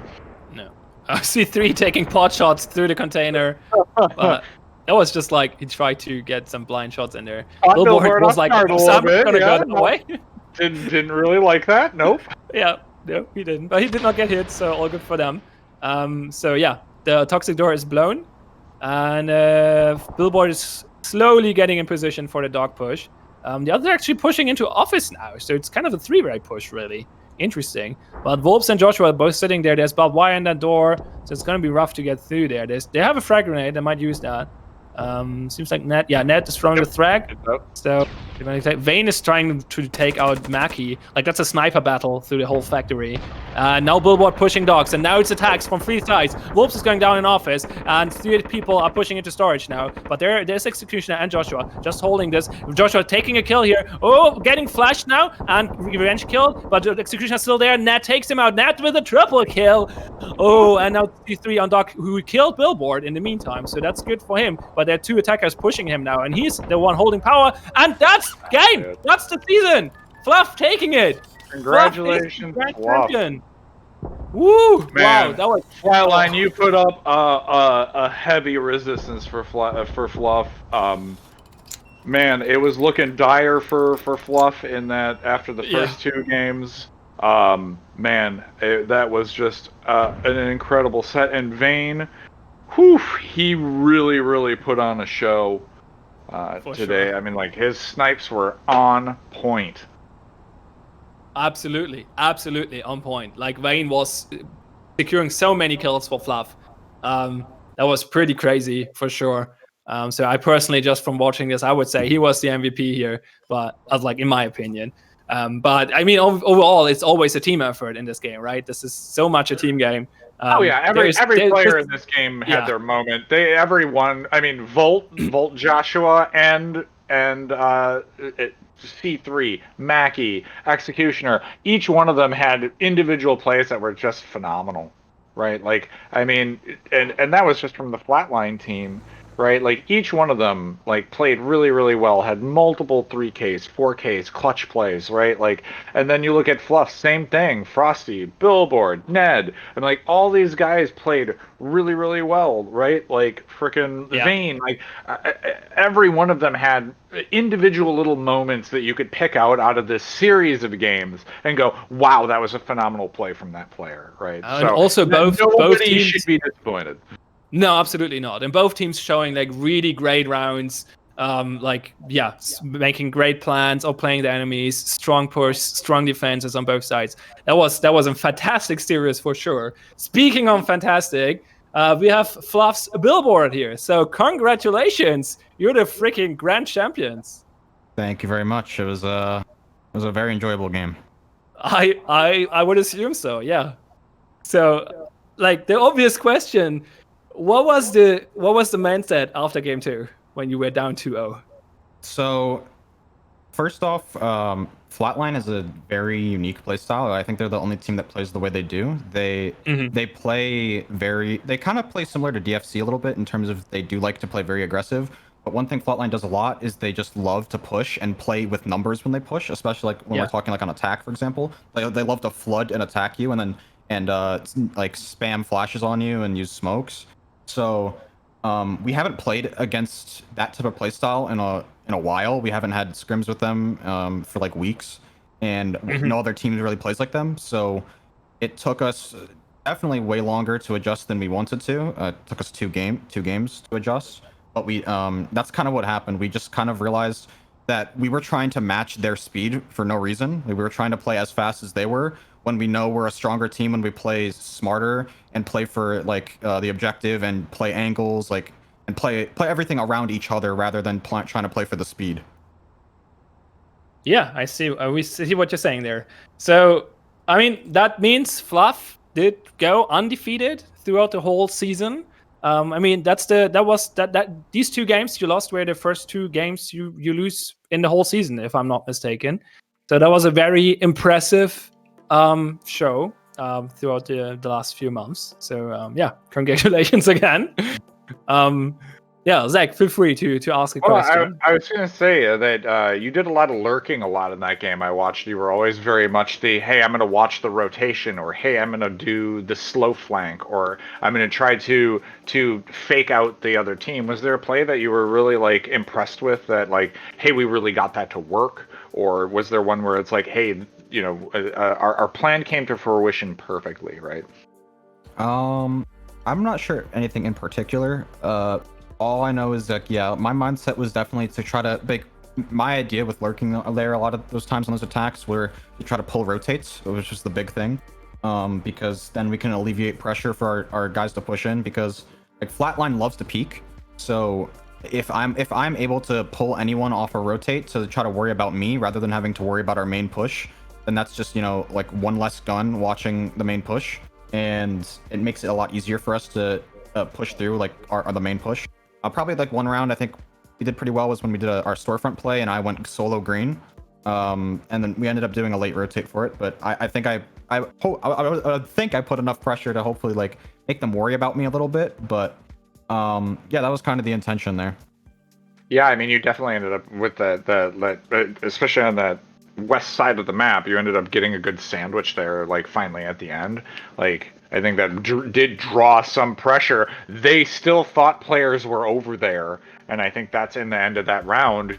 Like, I think that was the one where EXE was probably the last one left. You know, yeah, 1v1. He pushed up and just watched, and was just looking up there waiting for the other guy to show up, and ended up getting flanked from behind. So I think that's a perfect example of keep drawing the attention to the place where, you know, maybe the main play isn't happening, and eventually you fool them into thinking there's somebody over there. And I mean, the thing too is we just kind of, you know, played the game of endurance too. I'm not sure exactly what happened on Flatline's side. I don't know if like they were just kind of running out of steam or anything like that, but I think that's definitely the biggest importance in something like a best of 5. It's a game about endurance. Like, it's whatever team is the most consistent throughout every map. Yeah, absolutely. I mean, 5 games is a lot. Yeah. It takes a while. So yeah, keeping the spirit up and putting your A game in every game is a hard thing to do. But yeah, I mean, you proved that you managed to do that. You are able to do that. I've 2 more questions. One little one. Why did you decide to sub out Marbles? Were there some issues, or what was the reason for that? Well, he just felt like he was not playing very good, and Okay. A lot of our team can IGL. Like, I can IGL, Vayne can IGL, Frosty can IGL. Like, we all have we all pitch in ideas usually. It's just Marbles is generally the main shot caller. But you know, he also had something to do, so he decided to step out, and I mean, it ended up working. I don't necessarily think subbing him out was necessarily the reason why we won, but No, I was not implying that. Yeah, no, you're fine. I was just saying. I mean, yeah, a lot of the rotation just came with, like, you know, how people were feeling, like if they felt like they really couldn't play. I'll be honest, I have not slept or ate yet, so yeah. I mean, yeah, I assume it's a high pressure situation. So will we see more Fluff in the future? That is the hope. I want to see more corgis. Yes. We definitely, like, the big thing we need to work on. I mean, yes, we won the series, but we just need to work on our consistency and, like, especially adjusting time.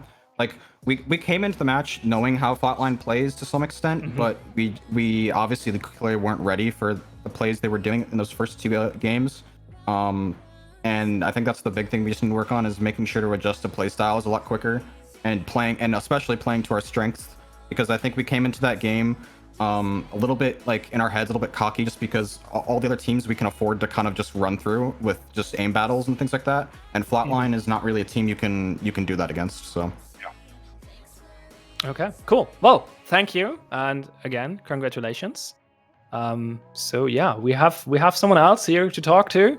We have Flatline's Josh. So welcome, GG for sure. I guess congratulations for the 2nd place in this season. Yeah, it was a great game. I honestly enjoyed it a lot. Absolutely great. We played great in the beginning, fell off at the end, but it was just fun all around. Yeah, totally. For sure. So what was your, like, well, how did the mindset of your team go through these 5 games? Because I assume there were a lot of ups and downs. Okay, game 1, when we started taking rounds on defense, the morale was like going through the roof. It was like, whoa, we're winning on defense against a really good team. Like, this is a good sign. But then we realized slowly that, like, it was because of the maps. These maps are super defensive sided. So, like, I think taking an early defense lead though on the first map, or first game I should say, is the other team still has to adapt to knowing that's a defensive side map. So they might save a couple utility here and there. We're allowed to just try to take the game early. And then we did that the first 2 games. But I think there was like a break after the second game, and then all of our momentum just fell flat. So it started going downhill, and then we stopped winning on defense so much. Fluff had some great maps for them. We had some good maps for us as well. Just didn't execute the way we wanted. No, for sure. I mean, like you definitely had like a lot of really good games where, like, especially in the beginning, where you were either trading or trading up, right? Like you would either trade, and then somebody would nick for some extra damage. And I mean, there was a few games where it came down to like slivers of health. So I mean, like y'all played fantastically, and like I was saying, I think during the cast, it felt like you came out and just walloped Fluff in the face, right? Like you just gave them a hard punch. They had to sit down and really think about like what was going on, and you guys ended up like they started to battle back, and you could kind of tell that there was like a slight shift in that momentum. And like you said, you came back into that game 3 and it felt a little bit flatter than before. But yeah, I mean, I think you guys played exceptionally well. I mean, was there a set of plays that you were like really impressed with, where your team like was really like you're like, this player really stood out to me while we were playing, or hey, our shot calls were on point in during this play? I think it was more of us noticing how well Vayne was doing, just across the board. Like he was always a major threat, so we could never peek a long angle without like being in danger. Yeah. So we never got the mop away from him. Whenever he had a saber, he always had his team backing him up with like a flank play. So it was just really tough to play around him. Yeah. And personally for us, we don't really focus on personal plays during the game. Sure. We try to just focus on like next round, win this. Doesn't matter what happened this round. What utility did they use? This is what we're gonna do next round. No, awesome. I noticed a thing. I want to question if that was like intentional or not. But so usually the situation, like there's a situation that happens a lot or happens again and again in due process, which is you lose the clacker on round 1, and then you're on round 2 and you have to make a decision to clack or not to clack, basically. If you clack, you risk losing the clacker again and being forced into a green push on the 3rd round. So a lot of teams decide to eco the 2nd round if they lose the clacker on round 1. Not so much Flatline, I've noticed. Like basically every time you lost clacker on round 1, you brought clacker on round 2. And so is that like a thing you do, or was that just like in these situations you decided, no, this map is good, we're gonna push here? Yeah, it's more we have certain tile sets that we are super comfortable ecoing in. Okay. Like C stores at sometimes, some factories, and some like all the maps that we're comfortable ecoing in. So we will be confident enough to take maybe 2 clackers in a round, or 1 clacker one round and 1 clacker in the next round, just because we know we can win that 3rd map without using a clacker. I mean, yeah, that's exactly what happened at the end of game 2, right? It was 4-4, and you were forced into a green push, and it was close, but you managed to win that round on factory. Yeah, I won't lie. I didn't think you were ever going to make it through even the first section of barbed wire at all, with 3 power weapons on the field, barbed wire covering every door, and you literally found exposed the one small area, right? You're able to push through the smoke, blow the fan out, and then that opened up the entire floor to you guys. And the saber and the mop can't contend versus multiple black tars firing on them all simultaneously, right? Like it just that there was no way you should have won that round. I'm still trying to figure out how you did it. What were you guys thinking when you guys went into that play? I can tell you what I was thinking personally during the play, because I was just sitting outside fan. I didn't know what was happening. I heard one of my teammates die. I was like, oh no, this could be an issue. And I see Socks run up and start peeking my teammates, but there's a smoke in his face, and I'm looking straight down on him, so I just take him out. And then I think Xe ran through, shot the fan, and I just opened up the entire map for us. Yeah. So I tossed a flash on top of the saber, I believe. Called my teammate to push it super fast, and I was trying to deal with the mop in the forklift, but I just didn't get an angle until the end. Yeah. I mean, that was awesome. That was like, it was just like, we were talking about, like, there's no way they're going to be able to win this round. They're going to be hemmed in. How are they going to ever do this? And you guys ended up taking it. So, I mean, like, Still impressive. Thank you. Absolutely. Overall, very impressive season. I think the only games you dropped were versus Red Team, where you lost in week 2, if I remember correctly. Yep. Well, the 3 games now.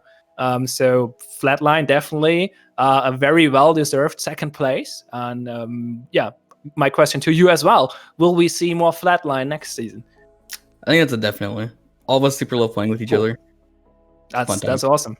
That's good. I mean, if teams are like not just playing good together, but also having fun playing together, that obviously helps with training and morale. So yeah, that's good to hear. And yeah, I think we're gonna end this here. There is one more match to be played. It's gonna be shortly after this. So we're gonna go to a short break and then be back with a match for the 3rd place between Status Quo and DFC. I'm gonna sign out here though, because it's getting late for me. I'm an EU boy, remember, so I have to get to bed. But I think Spooky is gonna sub in for me and is gonna cast the bronze match. And so don't go anywhere. And yeah, but before I go, I want to put one more big thank you to everyone, obviously to the viewers watching and cheering up on the teams throughout the season. To the devs, which I'm part of, but yeah, for making this game, I'm still kind of struggling with the fact that I'm part of of GAG now. So yeah, so and a big thank you, well, to all of the staff, but also a big thank you to all of the players. I know this season has been pretty rough and stressful for a lot of teams and a lot of players, but everyone managed to pull through and made this happen, and I'm very grateful for that. I think we got an amazing season with an amazing finals going to the 5th game. So that was great to see. And well, with that, without further ado, I'm TH Pine. Thanks all for watching. Any last words from you guys? I'll let you say, if you have anything to say. I just wanted to I mean, you still have last words now after in the next. Okay, match, so. yeah. I mean, for me, I just yeah, I appreciate everybody that's been part of the DPL and watching the streams, and all the fans, and I mean, it means a lot to see that the game has grown even with the small community so much, and we hope to keep it going forward. So thank you. Okay, for sure. Then, yeah. That was Zach, who will be back with Spooky in a few minutes with the bronze match. I'm TH Pine. I'm signing out. Thanks a lot for watching, and don't go anywhere. Bye!